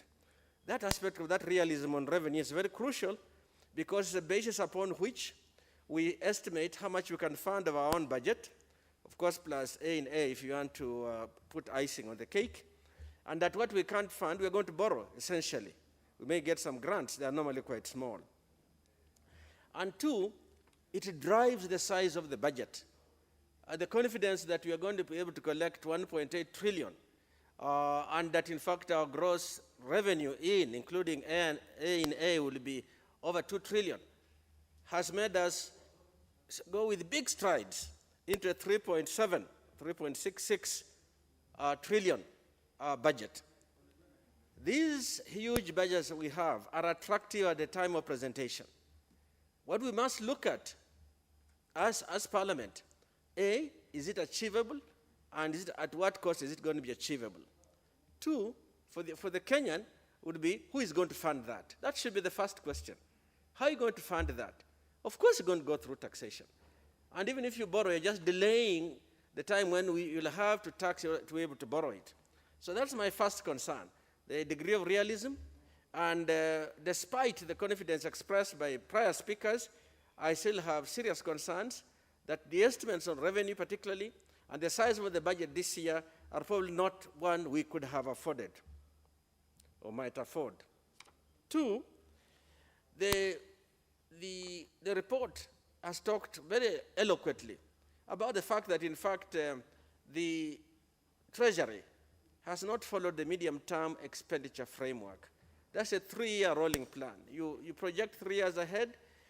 The first year of it is your budget, and then when the budget is over, you move another year out, so you have always 3 years ahead. That gives you a perspective you see where you are going and you can direct yourself where you are going. When that is thrown into chaos, when it's not followed, then you don't have a radar. You don't have a radar that will guide you to where you're going. It becomes year to year. And that, accompanied by frequent changes that we do get in budget estimates, makes it difficult even for the committee to stand back and say, what's the size, what's the likely impact, what's going to be the requirement to fund it in terms of our tax obligations. We muddle through. And I think that's something that we must confront directly. So that aspect of ignoring the medium-term expenditure framework is actually very serious. We should not do this simply for the analysis of external reviewers like the fund, like the IMF and others. We should do so intrinsically to help us as a nation to move within the limits that we can reasonably afford. The third aspect is, as I feel quite strongly, is that we need to have an irreducible minimum as a nation. It's important for our sovereignty. It's important for protecting the areas we care most about. My irreducible minimum, which can vary among various people, is that in a period, not just a year, in a period of COVID-19, which is going to be with us, as we can all see, for some time to come, we should say we must secure what it takes to be able to ride out the COVID-19 impacts. One of them is vaccines. I get quite despondent when we talk about vaccines. The first thing that you hear by the managers in charge of the task force on COVID, for example, they say, oh, we have got a donation from such and such a country, or we have a donation from such a UN agency. Fairly small donations that are not going to make the impact we are expecting to get the herd immunity that everybody talks about when you get sufficiently many people who have been vaccinated or have been sick and have survived, so that the impact of additional infections is reduced somewhat, as they say. This irreducible minimum, we ought to fund our vaccine requirements, for example, in this period of COVID-19, and we only unfund it from our resources when we get those donations. But first and foremost, the first shilling in it, the guaranteed shilling in it, should come from our own revenues. How do you do that? You do that by putting off some of our large projects, even just by a year. You'll find that there'll be enough money in there that can actually guarantee the purchase of vaccines, subject to their availability on the world market, of course, but that we are not going to depend on countries doing us a favor in an area that is so critical. Thirdly, I'm concerned about the issue of our ability to fund our development budget, our budget overall, not just development. You've been given these figures, and I guess people are getting tired of hearing these figures over and over again. But even if we achieved 1.8 trillion shillings in ordinary revenue, the revenue we generate from our taxation, and the commitments on debt payment are $1 trillion, that leaves only 800,000. But the requirements of the Consolidated Fund Service include other things above debt. It's 1.33. On the basis of this year's achievement, it would leave only 300 billion. On the basis of the projected one, which we rarely achieve, it will leave about 500 billion to fund everything else, including the recurrent expenditure and the development expenditure in there. So we sing about these things, but really we do not have the money to fund it. We depend crucially on the loans we are going to borrow. Because loans are so important, and every country, most individuals rely on loans, but you take what you can in terms of what your debt service capacity is going to be, not in terms of who is willing to offer. There are very many people willing to offer. Some good loans, some bad loans. So that has a major implication in how you walk through this process of development of our economy. If we don't get it right, if we don't get that right, we are going to find that it will torpedo, I would say, our macroeconomic framework, the framework that we are projecting we shall have in terms of employment, job growth, employment, additional savings and investment that we can then grow and prepare for the next generation. It will put a huge squeeze on our budgets. Already about 62%, maybe 65%, is going towards debt service. Let me move on quickly. I see that my time is running out. Pending bills. In addition to what we have officially as debt, if we can get an accurate figure, and when I present my bill later, you'll see that even those figures are not easy to get. Pending bills are a forced form of lending by the business sector. You force them to lend, you tell them that you'll pay and you don't pay, and what can they do? When they would have gone to court, you say, hey, but let us first get a forensic review of this and be sure something is really there. That is really not a way government should deal with the private sector. But there are many arguments about how you starve our private sector from opportunities to grow. And as I conclude, the current budget allocations on critical areas like higher education, roads and infrastructure in many parts of the country, these have been starved. And when we talk about pending projects, you have a road in an area like I have in my constituency.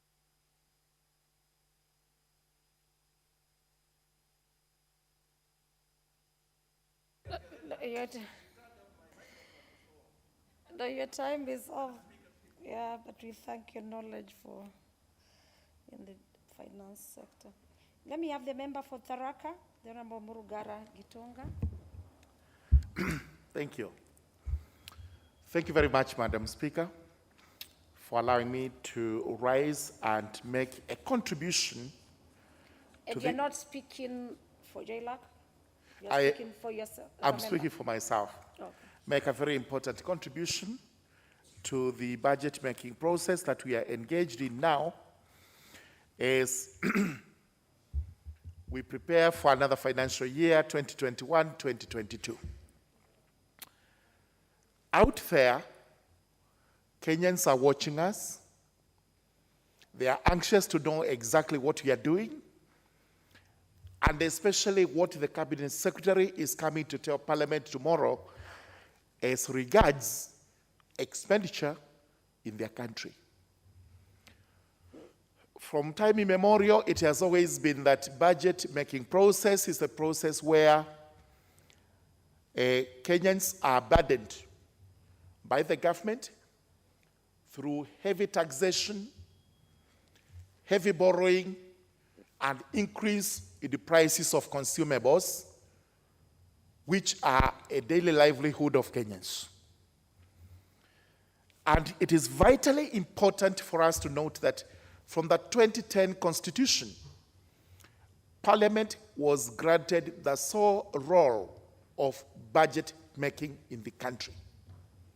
Therefore, inasmuch as we can blame the executive for all manner of wrongdoing and ills and whatever else, we also have a role to play when it comes to making budgets that are supposed to be friendly to the citizens of the country.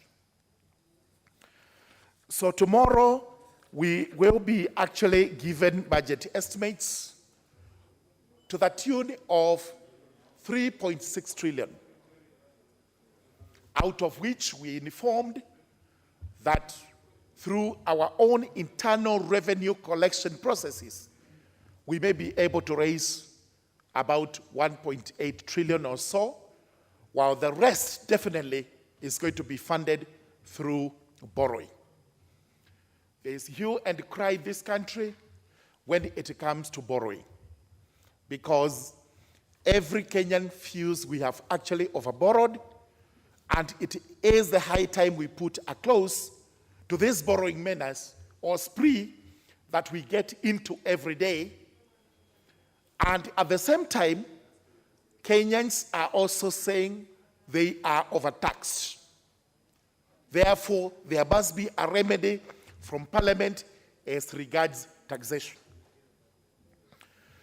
When we put all this across to the executive, we are met with responses, various responses, including if you want any road done, if you want your very famous and a popular CDF to be disbursed, if you want any water in your constituency, then you must swallow the bitter pill. And the bitter pill is to approve higher taxation, increase the debt ceiling, and ensure that even commodities that we consume have higher prices through increase in VAT and other taxes. Having said this, I must say we're possibly going to swallow that bitter pill because we do not have otherwise. The government needs revenue so that it can run. The country needs revenue and money so that it can develop. However, there is a trend that is emerging, especially through our budget-making process, whereby 60–70% of the estimates consist of recurrent expenditure. Money that is consumed, not invested, and has no returns. What we are left with is a paltry 30%, which we try to distribute to development, as a result of which there is very little we can do. And what do we have to show for this? Allow me, Madam Speaker, to briefly, and I use my constituency as an example of what previous budgets have actually done. And why citizens constantly say Parliament is not playing its role properly in the budget making, and where it plays the role, it is a question of moving musical chairs. The executive giving with one hand and taking with the other hand. Because today, we are going to approve these supplements. Sorry, we are going to approve these estimates, approve the estimates. But soon after this, after we pass the finance bill and do the supplies, we will have numerous supplementaries coming up, moving funds from this vote to another vote, as a result of which the purpose of even passing the estimates is defeated. Citizens in this country expect returns for their monies, public monies, whether this money is through taxation, raised through taxation, KRA, etc., or it is borrowed. Because taxation is a sweat, while borrowed money is an obligation, a burden that is going to be borne by the citizens on their shoulders for many years. And we cannot be oblivious of this. We must always speak for it. Now, let's begin with the judiciary.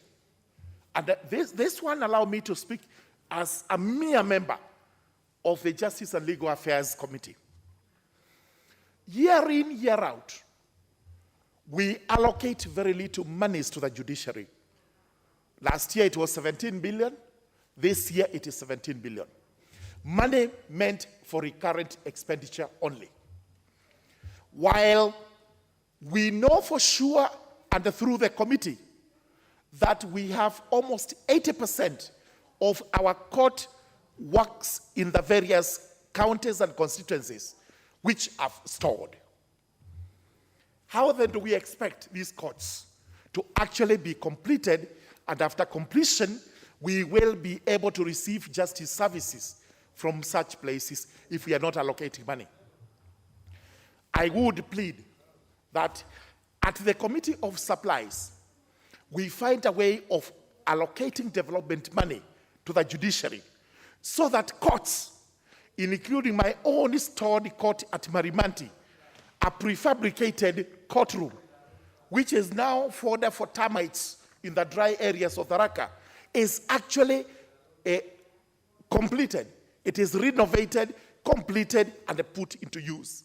Otherwise, a court that is 80% complete and has only 20% remaining and is not being used is a total waste of government money. And that applies even to roads in my constituency. It applies to many other amenities that government has put lots of money across the country only to end up with stored projects. Let's also go to administration, because administration is where we have citizen services. We have allocated a whopping 140 billion to citizen services. But sincerely, is the government taking services closer to the people as it has always said? What we see today, and I ask, When is the last time that even a small sublocation was actually subdivided because it was too large for the population? Not in the nearest future or in the near past. Recently, we had the minister, the cabinet secretary subdividing or gazetting some sub-counties. But we also have many others, including in my own constituency, that have been outstanding for a long time. If these are not gazetted, purely because there is no money, how then are we taking services closer to the people? And as I conclude, it is important to point out that as members of parliament, constantly we are in government offices seeking services, only to be told there is no money. The question is, this money which we allocate through estimates, where does it go? Are Kenyans receiving returns for their taxes and for their borrowing? Those are my comments as regards these estimates. Very well. The member, now we have the chair who was consulting and members as per your own resolutions. The priority in speaking is given to the chairpersons of the committee. Let me have the chair for trade. We had called you, but you had indicated you're consulting. Thank you very much, Honorable Speaker. Honorable Speaker, from the onset, I wish to support this motion on the estimate, the budget estimate for financial year 2021-2022. Honorable Speaker, at the same time, I also want to commend the chairperson and the entire membership of the Budget and Appropriation Committee for a well-done report, which has in many parts incorporated and taken into account most of the recommendations that we have made as a committee. Honorable Speaker, during the review of the estimates for the ministry in which we oversight, Ministry of Industrialization and Enterprise Development, and the State Department for Cooperatives, the committee noted that various trade and related functions or activities whose key performance targets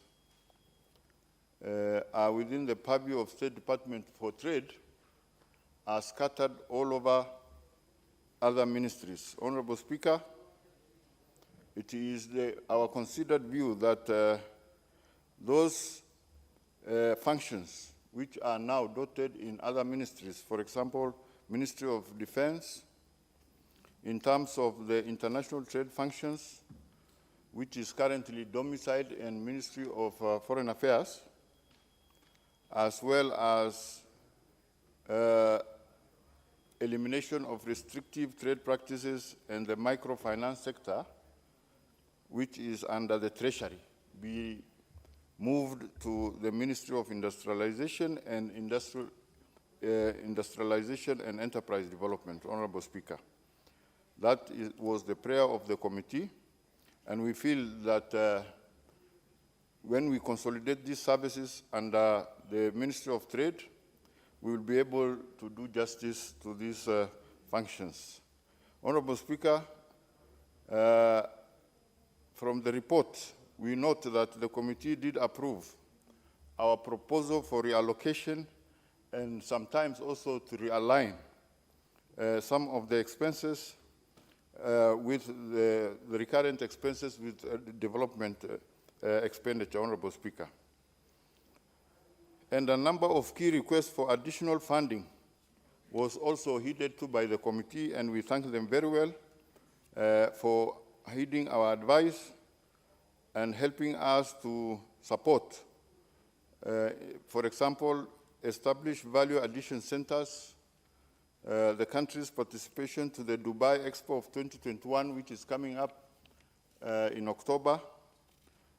So the committee heeded our advice and reallocated funds to resource these state departments adequately to be able to meet their expectations. Honorable Speaker, I would like to extend a request to the chairperson. Also, after probably we pass, to continue to support areas we feel that they are going to impact this nation, and some departments which have potential impact to especially the EPA that was signed recently. In order to be able to put up safeguard measures, we need to resource anti-counterfeit authority adequately. And so here we are asking if they can be considered more as we move forward. Then we have the Kenya Trade Remedies Authority, which also is supposed to arbitrate in the event that we have issues with the trade partners, like which we have just signed and assented to. Honorable Speaker, for a long time, the trade industry sector, which is critical facilitating generation of revenue, has always been funded very little. Honorable Speaker, it has been a meager 0.4% of the total national budget. Yet this sector is expected to drive the economy and spur other economic opportunities like job creation, poverty alleviation, and so on and so forth. Honorable Speaker, we are urging the Treasury going forward to increase resource allocation to the Ministry of Industrialization and Enterprise Development so that it is able to do its functions in order to spur, to unlock the opportunities Kenya has. Honorable Speaker, that promoting exports and every dollar that is spent in export promotion, Honorable Speaker, has a potential to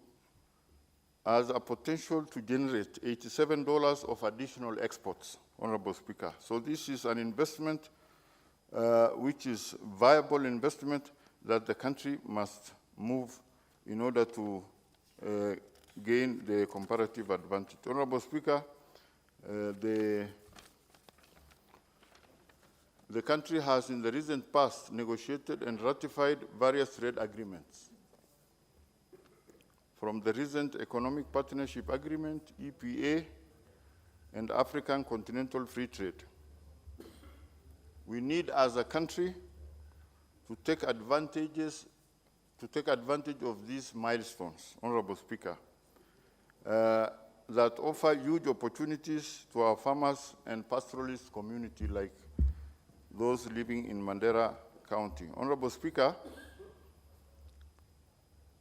we invest in the productive sector and strengthen our trade promotion organizations, TPOs, as well as representation in the foreign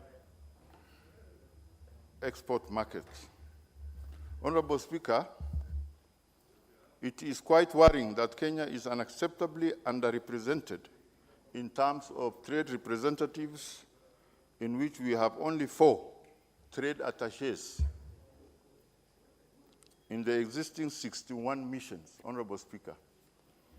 Trade attaches are largely meant to promote the country's products abroad, Honorable Speaker. How is it that about 80% of livestock products, milk and meat imports in the Gulf Cooperation countries comes from New Zealand, which is 14 hours in terms of flight time from the country? While Kenya is only 5 hours, Honorable Speaker, we need to rethink of our priorities as a country and support our vibrant sectors of the economy, especially agriculture and livestock, livestock and fisheries, Honorable Speaker.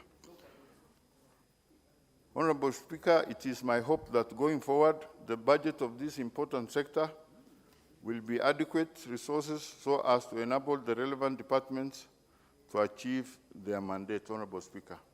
With those few remarks, Honorable Speaker, I support. Thank you. Thank you, Chair. The member for Gishuga, members, I have 16 requests, and as well put by the leader majority, we'll still have the third allotted day to speak on Tuesday, so I'm sure we will all get a chance to contribute. Thank you, Madam Speaker, for that opportunity to contribute to this motion on the estimates for 2021-2022 financial year. Madam Speaker, this is a very, very, very important exercise for this country. Madam Speaker,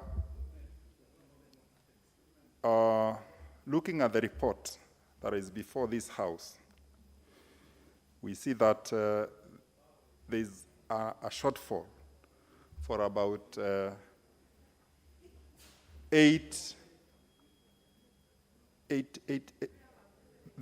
an unfunded approximate amount of 8.4601 billion in this budget. And Madam Speaker, it is worrying that most of the projects that were actually intended to be funded under the Big Four agenda have not been, or the intended purpose has not been actually achieved. Madam Speaker, one of the areas that is very critical for this country is about industrialization. And industrialization, in my understanding, is the one that actually extends or broadens the tax base. Because once industries prosper, or actually they flourish in this country, we will have many people paying tax and building this country. But in this case, Madam Speaker, I sit in the Committee of Industry Trade and Cooperatives. And truth be told, there was very little allocation towards industrialization of this of the industries in this country. And in that case, this country would mostly be relying on the existing industries because no capacity has been given or enabling environment for the industries to flourish, or new industries to be able to be started in this country. Madam Speaker, we find that most of the taxes, therefore, would still be coming from the money that is being paid to employees by the same government. So maybe, Madam Speaker, as we move forward, it's the high time that the government engaged, in my view, another dream team. Because what most of the projects that are being implemented are actually being implemented under the Vision 2020, which was which were actually crafted by a dream team involving very serious economists in this country. I think this is the high time the government thought of consolidating another dream team so that we can have a very clear path on where we want to take this country going forward. Madam Speaker, looking at the infrastructure budget, we see that there is a shortfall of about 99 billion out of the expected budget, which would have covered the areas that had been intended to be covered, Madam Speaker. And this raises a lot of concern because infrastructure is the main enabler of the other Big Four agenda programs that have been proposed by the government. Madam Speaker, in particular, I would love during, and I would expect that members look into details during the Committee of Supply and to see whether we can have enough money allocated for infrastructure, because like in my constituency, Geshogo, we have been following for a project, for a road that would actually enable food production and delivery to the markets and create more jobs at the local levels for the last 5 years. And that road has never started because of lack of funds. And I believe this is the opportune time that we should give priority to infrastructure, especially on roads, so that we can be able to facilitate our people to be able to achieve development in other areas. Madam Speaker, looking at the education sector, I can see there is a proposal that there is money for infrastructure. This House, I beg and I propose that we look keenly if every other constituency has been considered in matters infrastructure. We are living in difficult times during COVID, whereby infrastructure is very key in our schools. More classrooms are required, more dormitories are required, and bigger space or wider space to facilitate learning and to enable keeping of the social distance by the students. Madam Speaker, it would be a very, very important aspect to make sure that every constituency is considered in infrastructure development money in this budget.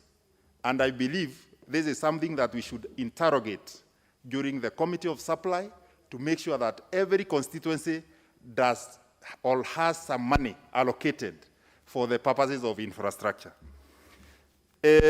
Madam Speaker, another area that we need to look at, the biggest forex earner in this country is agriculture. And tea and coffee are key in terms of forex earning in this country. Madam Speaker, there is a coffee cherry advance fund, a 3 billion amount that was allocated in the previous budget. Madam Speaker, the uptake of this money has been very low because there is no facilitation as to how this money should be taken by the farmers and benefit them to produce more coffee for export and to earn this country more money. Madam Speaker, Geshogo in Kirinyaga County, actually Kirinyaga County produces most coffee and the best coffee in this country and probably even in the entire world. If we do not allocate even 50 million for the purposes of facilitation of the uptake of this money and facilitation of the farmers to be able to produce more coffee, then it means that this budget might not mean too much for the coffee farmers. And I'll be agitating for this allocation to be provided at the Committee of Supply so that farmers at in Geshogo constituency and the entire country at large can benefit and be able to see the benefit of the money that has already been allocated through this House through the Cherry Advance Fund. Madam Speaker, the other issues that we need also to look at is tea issues. Going forward, the ministry should be tasked by the relevant committee to put money for value addition. Because if you look at countries like Rwanda, Rwanda are doing better in terms of exporting tea, not because they produce better or even more coffee in terms of quantity than Kenya. It's because they value add. And that aspect has been neglected by the ministry.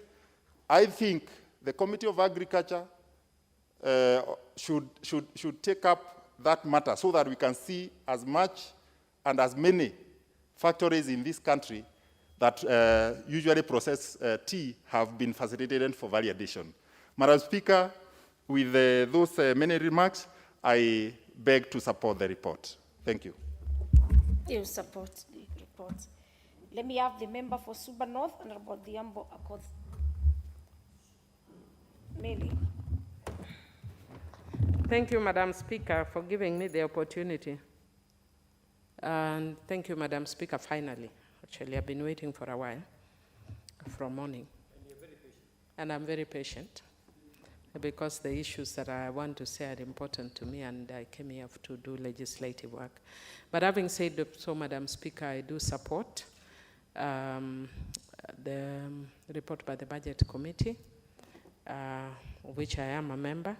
And Madam Speaker, I just want to say that I'm very happy by the sentiments that were actually said by Honorable Duale, former Majority Leader, especially raising the alarm over the increasing debt ceiling in the country. The only challenge, Madam Speaker, and I actually told him this, that I would have wished that he consistently raised it in the past, not just now, a few months to the general elections, because then we sound like we are people who have been told that there is a wolf coming to take the baby, and we watch until now the baby is in the wolf's mouth, and it's been partially eaten, then we are screaming, check, the wolf has the baby in the mouth. But be that as it may, we are here now, and with the situation, and what do we do? As Parliament, the Constitution gives us a big mandate on what we can do. And the more we lament like the rest of the public, the more it shows that we do not know and understand our mandate. I think what we need to do is understand and appreciate the circumstances under which we are operating as a country, especially now. We are doing this budget at a very difficult time with COVID-19 ravaging the country, and not just the country but the world, and has affected economies both internally and externally, Madam Speaker. And so, Madam Speaker, I would actually say I would hate to be the head of the executive in this country at such a time as this, because, Madam Speaker, we are dealing with very unpredictable and unprecedented scenario in modern history of humankind. And, Madam Speaker, so in making the budget at this time, there are certain balances that have to be looked into, and they are challenging whichever way you look at it, Madam Speaker. And Madam Speaker, we are also moving into an election year that always comes with its own challenges. So, Madam Speaker, I just want to say that whether it is through intervention of IMF or whatever, I am actually happy that there are certain interventions that Treasury for once has taken into account. Madam Speaker, we are seeing for the first time that, I don't want to speak to what the other members have said, but I just want to say that the revenue projections are a bit more conservative than in the past, because we are not actually realistic about the situation that we are confronted as a country. And that's why you are actually finding 2 to 3 weeks to the end of the financial year, we are still bringing a supplementary budget. But if we are realistic about what the country is facing, then we would be making a budget unusual, but not budget as usual. If you actually look at this budget, it is budget as usual, not budget unusual. Madam Speaker, you can actually see that what we should be investing in right now is the challenges that the common Kenyans are actually dealing with. But I do also again understand that the government had actually done that economic stimulus package, and we cannot do this endlessly, because then we also have to generate a revenue so that the country can go on. So that's why I'm saying it's a very difficult time to be a leader in this country, Madam Speaker. But having said that, Madam Speaker, I also note that one of the things that we are not doing is we have not put in money into the sectors that will stimulate economic growth post-COVID. And for me, that is one of the reasons why I'm saying that this is a budget that is not budget unusual, because we should be doing budget unusual. But Madam Speaker, I want to be appreciative of my committee that we have also realized and noted that the budget is not mainstreaming the SDGs, because then we are not also responding to our commitments that we have made internationally. And I will be moving an amendment to the PFM Act, Madam Speaker, that we need to mainstream certain issues related to the SDGs, especially gender equity, pro-poor concerns, and issues relating to children, Madam Speaker, so that whenever a budget is brought, the CS for Treasury must tell us how much of that budget has to do with the reproductive health issues, how much of that budget has to do with children's issues, especially now that cases of sexual and gender-based violence have gone high. And if we don't actually commit it in law, then it's never taken seriously, or even issues to do with marginalized areas. Madam Speaker, one of the things that I would want to also say is that this is something that I've said consistently. I've said it even in my committee, and I'll continue saying it, that when we are doing the budget, our budget must also be realistic about government policy. That you can see sometimes there's there's a divergence between government policy and our budget-making process. An example, Madam Speaker, is a situation where we are putting in a lot of money to build institutions that would then take care of children, when government policy is against institutionalization of children. So I think the government also needs to be cohesive in its own agenda, so that we know what the government policy is and what the budget must follow policy. But other than that, Madam Speaker, I'd also just want to say that the budget must also follow presidential edicts. And Madam Speaker, for instance, when the president visited Suba North just before elections, he made a promise to the people of Suba North that the government will tarmac Rusinga Ring Road and Mfangano Ring Road. And we did raise some of those issues with the president again when we met him recently. But I would want to say that beyond that engagement, the presidential commitment is evident in the budgeting process, and those discussions are ongoing. But I think it shouldn't be then subject to our discussions outside Parliament. There are things that should come here whenever the president gives those directives. Madam Speaker, as a committee, we are concerned about the issue of teachers, and we have therefore actually suggested hiring of more teachers, because that's a challenge that we are facing as a country. Madam Speaker, I know I tried to pitch for an increase in tsetse management because a little money was put in, and the issue of tsetse is a big challenge, especially in my constituency. And when the chairman for the Committee for Environment was also speaking, he raised also the issue of human-wildlife conflict, and he says he's going to bring amendments. I know the challenges that we are facing because every committee that came before us had a request for more allocation. But if you're actually looking at the ceilings that were agreed on the budget policy statement, then it becomes a bit of a challenge. Madam Speaker, I would also want to say that I am happy that one of the things that has been put in, even though I wish a lot more had been put in, as issues that have to do with climate change, and especially the increasing levels in Lake Victoria and other areas that is actually disrupting lives, causing flooding and all that. So, Madam Speaker, I am happy. If it weren't the fact that we are dealing with very difficult times, I would have wished that we would have increased budget there. Madam Speaker, one of the issues that I would want to raise as a concern is the issue of the blue economy, that the government has put in a lot of money in blue economy, but I will be raising a statement or a question here, Madam Speaker, that on the issue of blue economy, that we need to look at the areas such as Lake Victoria. Madam Speaker, because I can see it's almost time, I just want to say that we need to be very careful about populist and buzzwords such as bottoms-up approach that I've heard other members speak about. If we are not careful, people will be thinking we are talking about a club in Kisumu called bottoms-up approach, because all these buzzwords we are talking about are things that we have fought about for 20 years that are already in the Constitution. Other than woodwinking Kenyans, when you are talking about expanded space for civic engagement, you are talking about public participation, decentralization through devolution.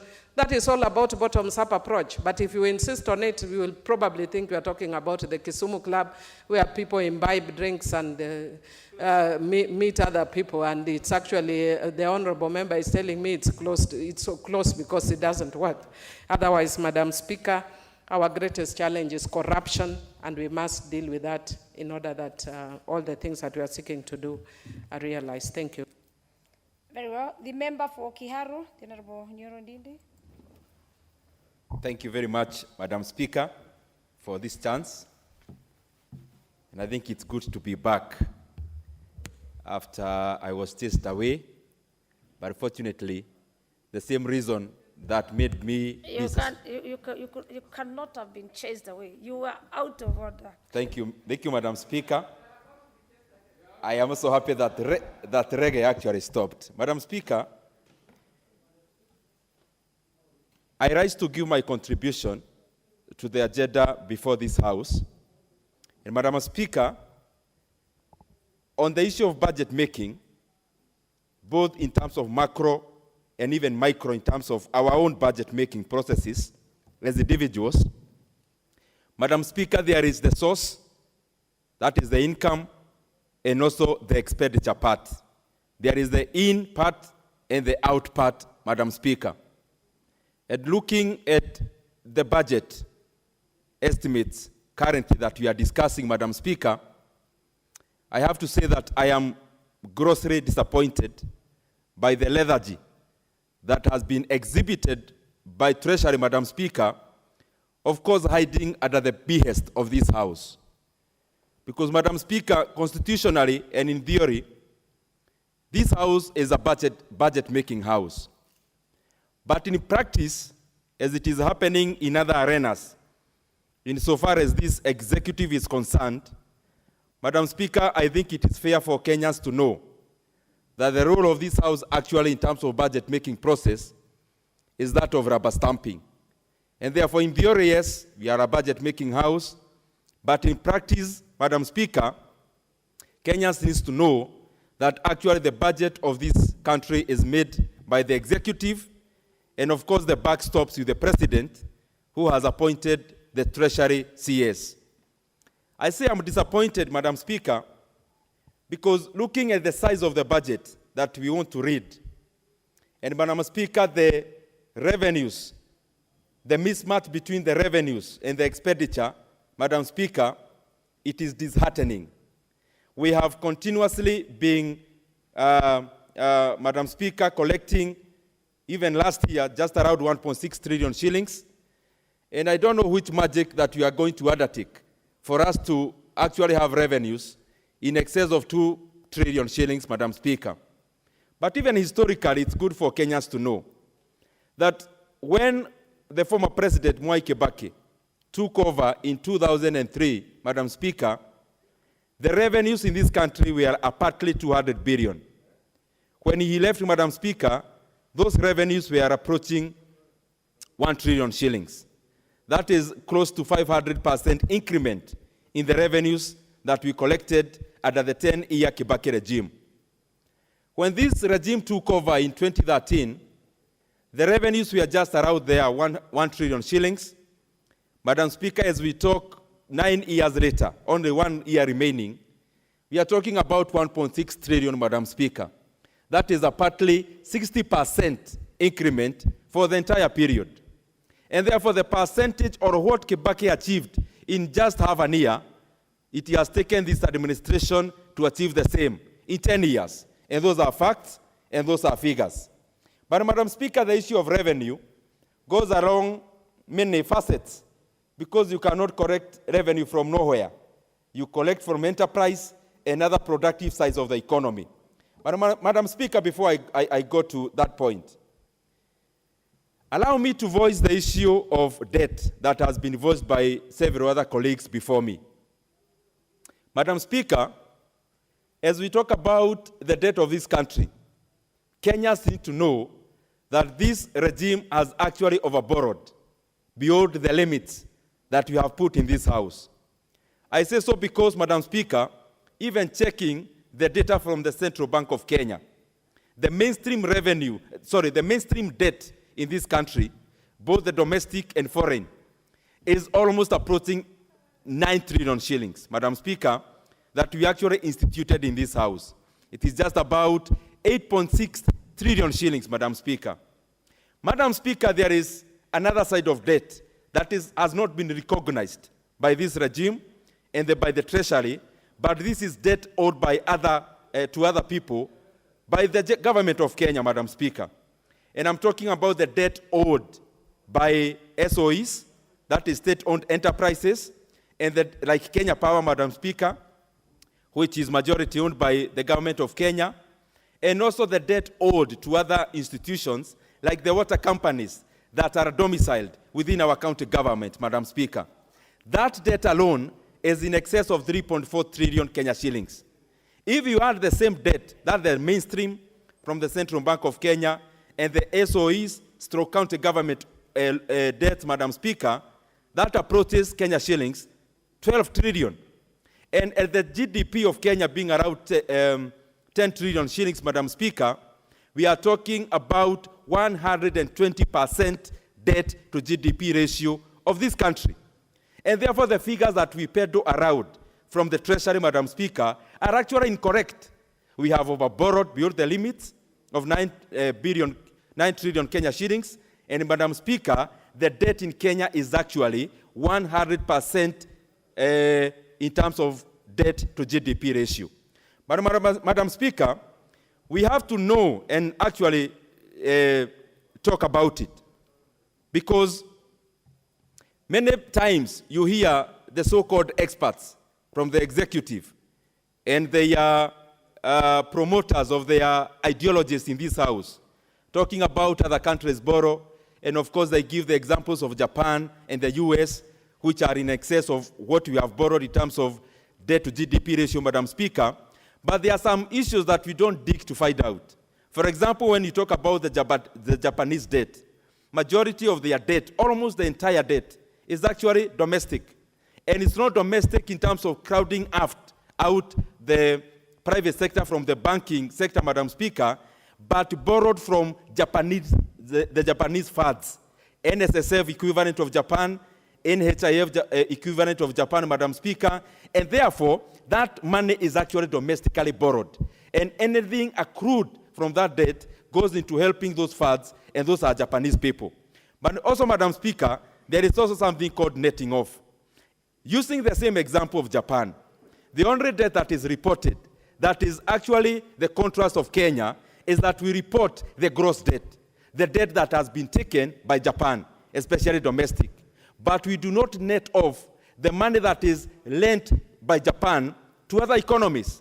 For example, in the US, the biggest lender to the US government is actually the Japanese government, Madam Speaker, in excess of $1 trillion, Madam Speaker. And therefore, Kenya can never be in a comparative edge and cannot be compared to economies like Japan, Madam Speaker, and others like the US. The many examples that has been given by the Treasury to confuse this House and to confuse the Kenyan people. But Madam Speaker, also, there is an analogy historically, political economy, that it is only dictatorial regimes that actually overborrow. They overborrow because they want to enjoy the privilege of having development now for other future people to pay, Madam Speaker. They want the privilege to go to their corner, but the responsibility to go to the future generations.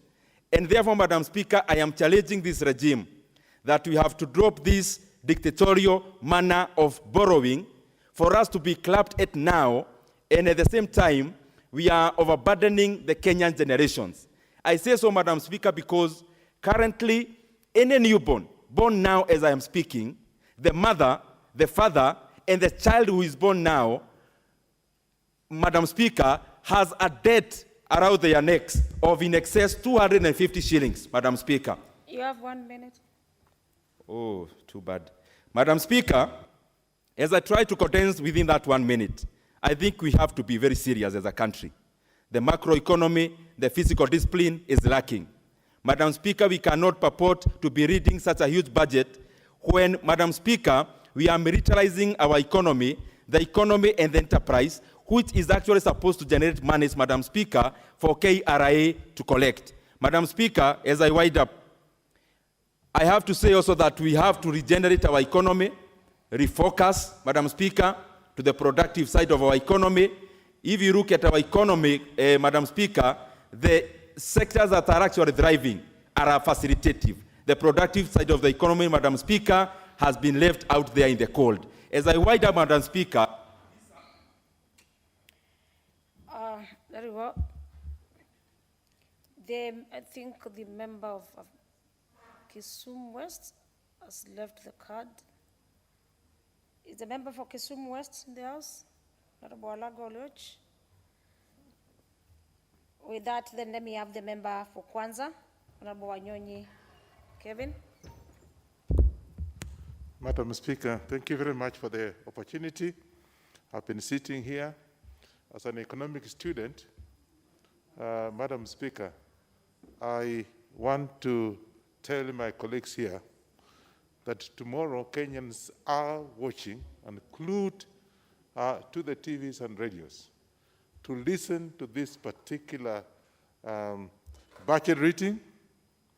And on the onset, as I said, I am not happy with this budget. Madam Speaker, you are here, and you've heard even our committee members, chairmen of the committees, lamenting. And some of them, we expect them to give us facts. They are actually, it's like they have not had the opportunity to put in the inputs to be able to solve some of these issues. And therefore, this particular budget, I'm sorry, but doesn't meet the threshold. And therefore, I'm not sure whether I should actually support it or just stay neutral or whatever, because I'm sure efforts, even by my chairman of the Budget Appropriation Committee, has had problems explaining. And I want to agree with him in some of the issues that is supposed because of what is happening in this country. Madam Speaker, to start with, I'm an agriculturist. I actually come from agriculture area. We expected some incentive to our farmers to be able, Maputo Declaration, Madam Speaker, we all know that. We're supposed to be having 10% of the budget on agriculture. Looking at it, I've looked at some of these figures here. Disappointingly, some of them have been reduced. And therefore, again, we can't meet the threshold of the Maputo Declaration. Many other challenges have been raised, and more especially, Madam Speaker, the fact that we have been borrowing as a country. But now look out there, be realistic, look out there. In my own background, I see having problems. First of all, the businesses are collapsing. Of course, you can say an excuse that because of the COVID.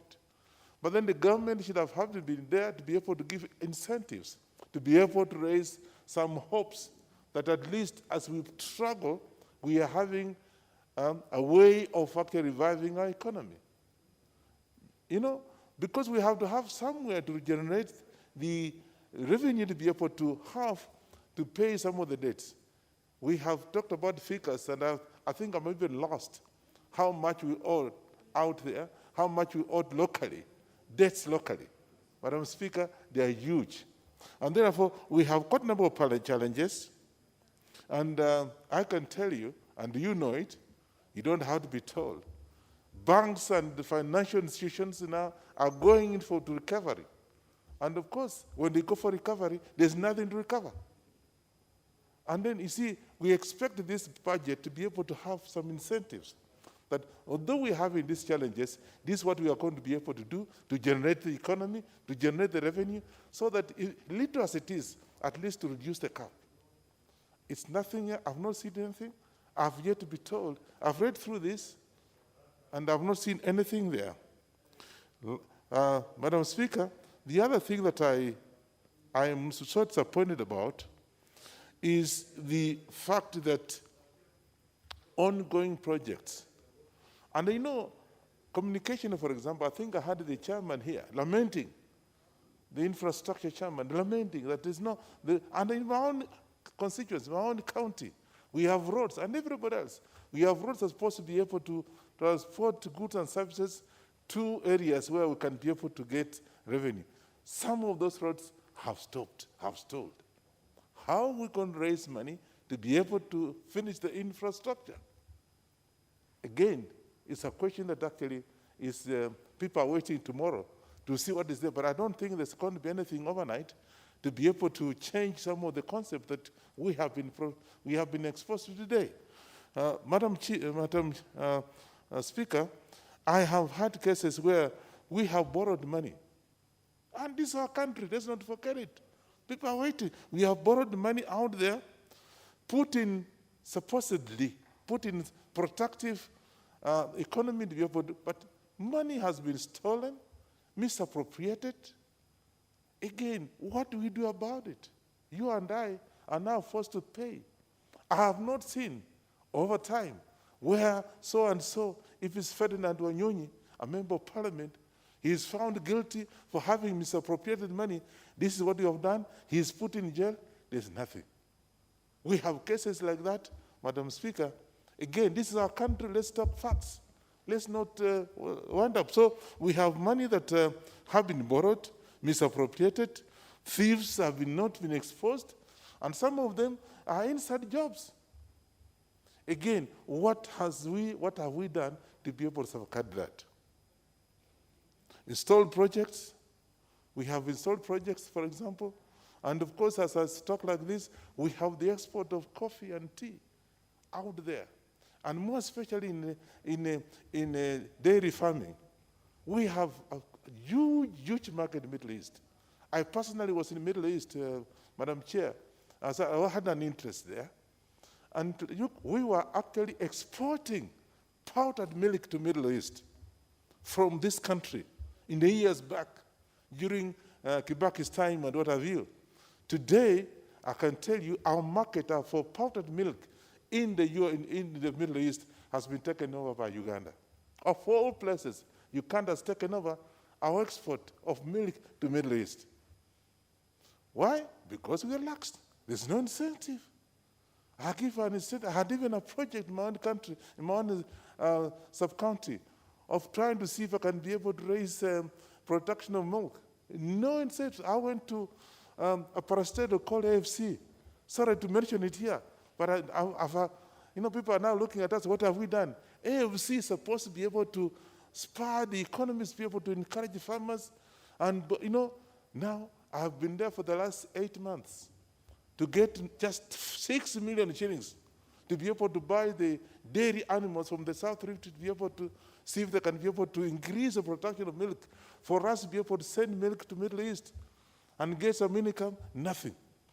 So now we can't even export anything finished. We are sending raw material for other people to do the manufacturing, for other people to enjoy the services of our people. And so we have actually a problem, Madam Speaker. As I sit, this budget has not actually impressed me as an economist, and I read economics. I have not seen this, and as an ordinary person. So tomorrow, watch out. Public are expecting, because this is not a conveyor belt.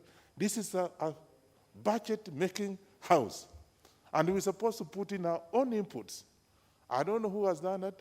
Put in our own inputs to be able to say, look, here's what we're supposed to do. Now we are being told things from the executive that this is what is going to happen. Then you have the committees of our various ministries and departments coming before us here and amending. That this is supposed to be done, and this is supposed to be done, and it has not been done. So what? We actually, Madam Speaker, as I conclude, we have not done very well as a house. And I tell you, you are representing your people. You are representing the community out there. I'm also representing my people. They will be disappointed at the end of the day tomorrow. And therefore, I don't know whether I should say I support or I stay neutral. But as it is, Madam Speaker, I am most disappointed because I expected a lot of incentive. Every time, like the necessity is a mother of invention. We are not seeing anything outside the box. We've just been told it's going to happen, but nothing to be able to make me go home. And by the way, I will be asked, and as a member of parliament, what have you done? I'll have no answer because I may lament here, but what input am I putting? So I have my reservation on this particular budget And I'm also disappointed because there's no incentive, there's nothing that can be able to make me go home tomorrow. Happy person. Very well. I don't support, I don't say anything. You don't. You have reservations. You support with the reservation. You don't. Yes, reservations. So this is a house of debate on the members. Let me have the member for Molo.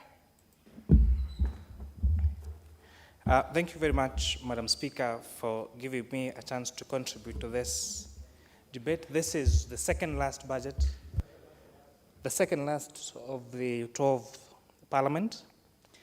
And as we debate about 3.03 trillion shillings budget, out of which 1.29 trillion is on recurrent, there are several fundamental questions that we must ask ourselves as a Parliament and as a country. The President gave a directive on this lion or this elephant called pending bills. And Madam Speaker, one of the reasons why we are opposed to government doing domestic borrowing is because that domestic borrowing crowds out other borrowers that may want to borrow from the commercial banks and therefore grow SMEs and even grow personal businesses. But on the other hand, the same government that is trusted and someone knows if they give it money in terms of a treasury bond, a treasury bill, they are sure they'll get a return on it, is the same government that people are doing business for and getting years without being paid and them being auctioned. As a member of the Budget and Appropriations Committee, we made it clear that these state departments, these ministries must prioritize as per the PFM Act, making sure that the pending bills have been paid. And therefore, I'll say, Madam Speaker, having done our part as a committee of budget, we hope that the accounting officers will respect the law, will respect our report, will respect the PFM Act, respect the Constitution, and nobody should be auctioned because they did business for the government, Madam Speaker. We have very many stalled projects in this country. And the question begs, why then do we have a planning department?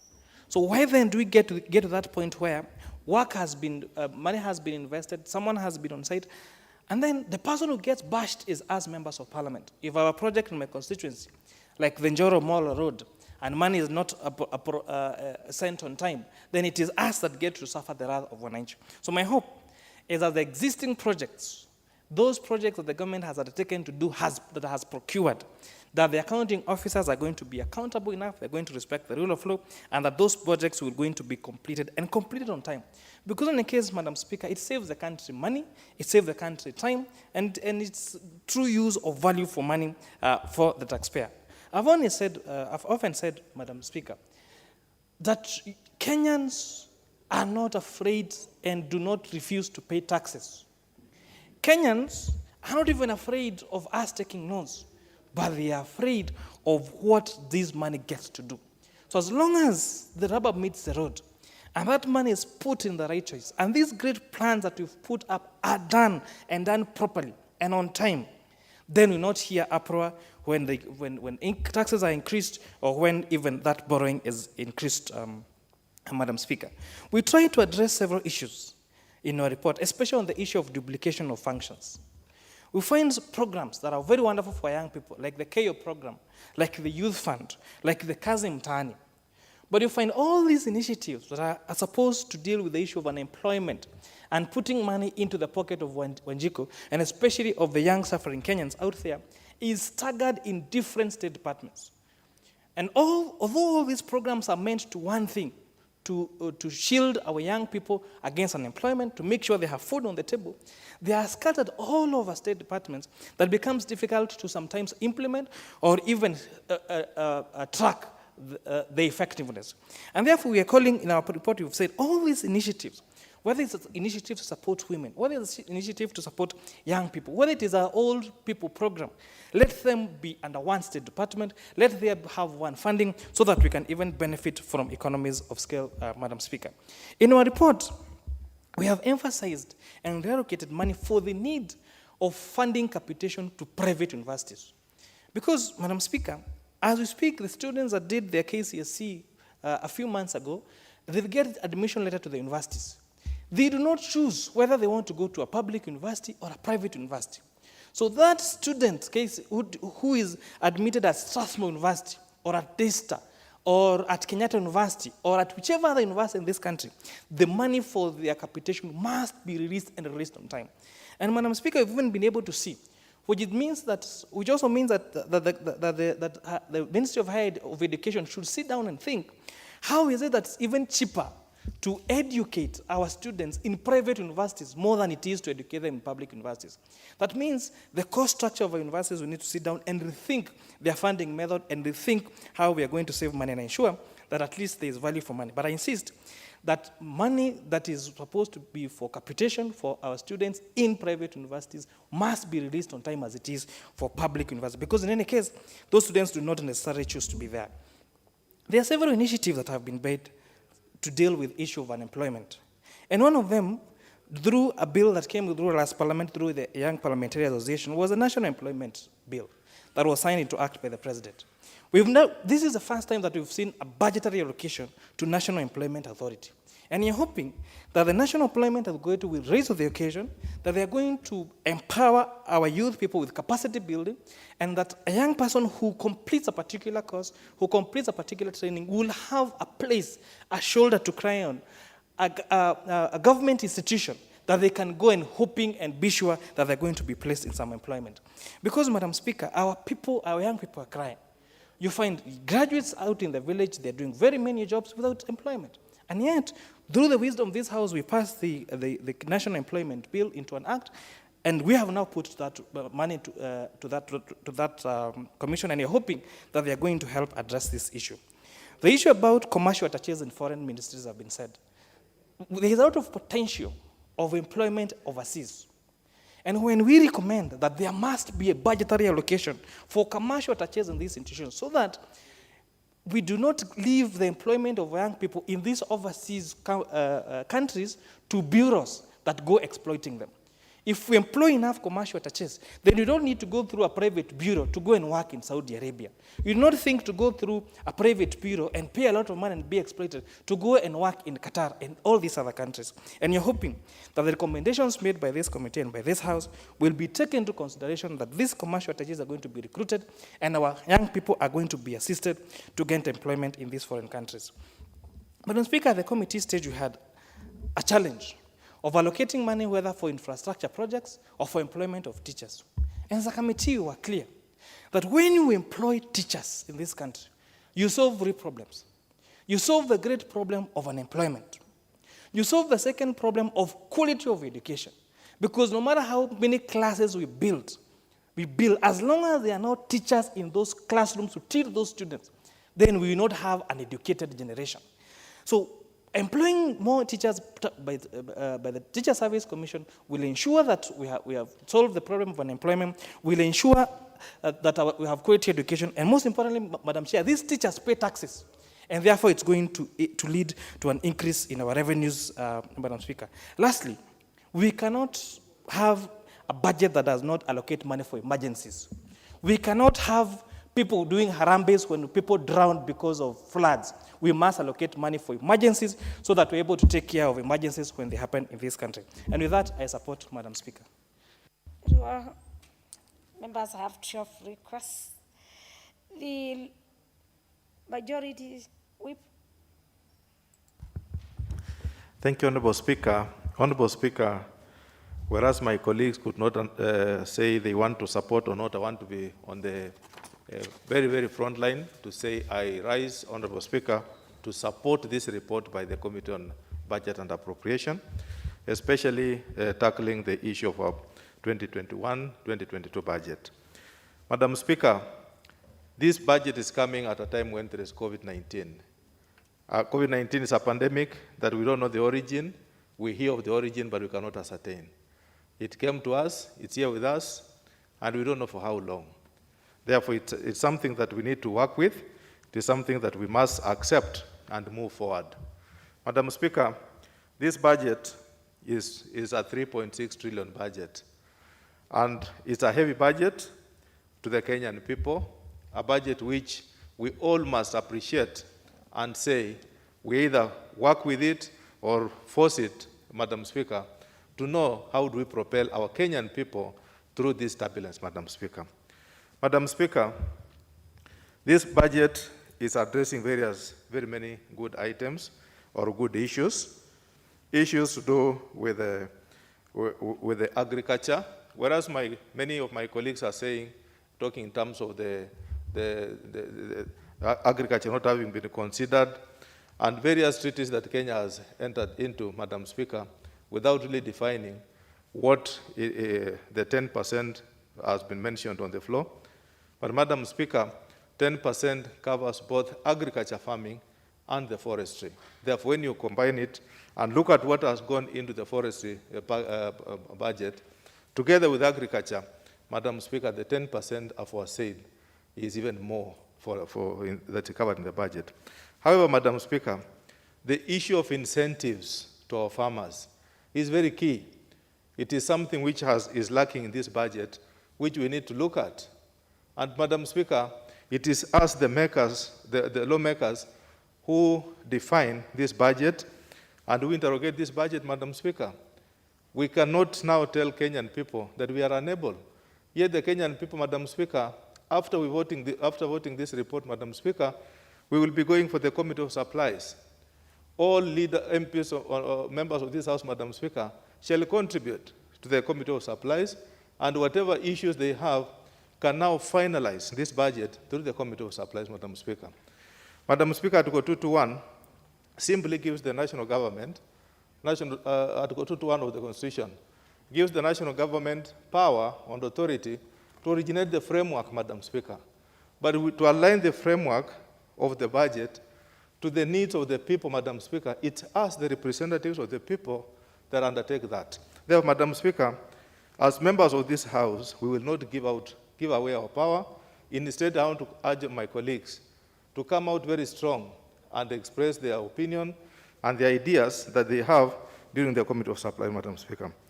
Madam Speaker, I just didn't want to take too much on the issue of expenditure, but Madam Speaker, I just want to look at the issue that whereas we are making the budget, there is the left hand to spend and the right hand to generate, Madam Speaker. We expect tomorrow on the highlights, the Minister, the CS for Treasury, to tell us on how he intends to fund this budget, Madam Speaker. The times are bad and the situation is bad. I want to urge the Finance CS, Madam Speaker, not to increase the taxes as he goes into the funding of this budget. Instead, Madam Speaker, let him expand the tax base so that the leakage that is going on, the money that is not being collected, let it be collected. But let us not increase the taxes to burden the Kenyan people. Madam Speaker, if he does that, then we will all say it's a good thing, so that we are able to fund the budget that we have deemed in this House today, Madam Speaker. Madam Speaker, looking at the time, Madam Speaker, and my good friend talks of CDF, when we look at this budget, Madam Speaker, it's something that we need to look at. Look at the lines below and find that, Madam Speaker, there is the provision of both the 3 billion as being part of the 4.9 and the current budget, Madam Speaker. With that in mind, Madam Speaker, I support. Your support. We're still within time. The member for Ikolomani.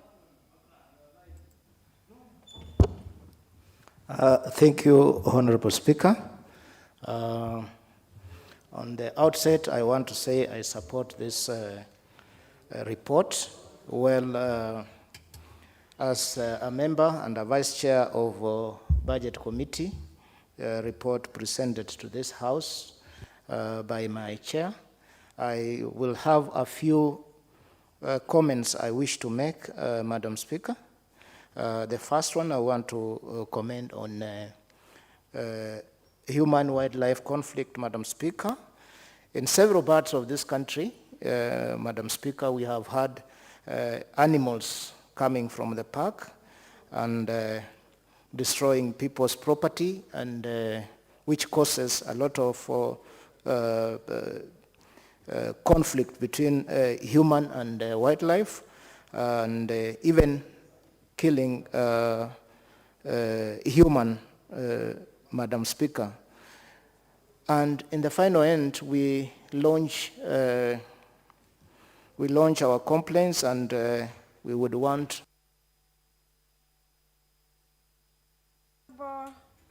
member for Ikoloman. Please resume your seat as I cut the debate. Now, members, today being the second allotted day on the motion on the consideration of the budget estimates for the financial year 2021, 2022 financial year. We have a total of 31 members who have spoken to the motion. The debate on the same motion will resume on the 15th June 2021 during the third allotted day, that is on the Tuesday. The Honorable Bernard Shinali, you have a balance of 8 minutes and you'll be given a priority in speaking. Then the rest of the members who have expressed interest, I'm sure you'll be available to speak. We have the member for Mbonchari, who is in the house and was ready to speak. Member for Ingembe South, member for Mwingi North, Honorable Nzenku, the member for Kericho, member for Kisumu East, Honorable Ahmed Shabir, member for Mogosho, member for Kajiado East, and many other members who are ready to speak to this.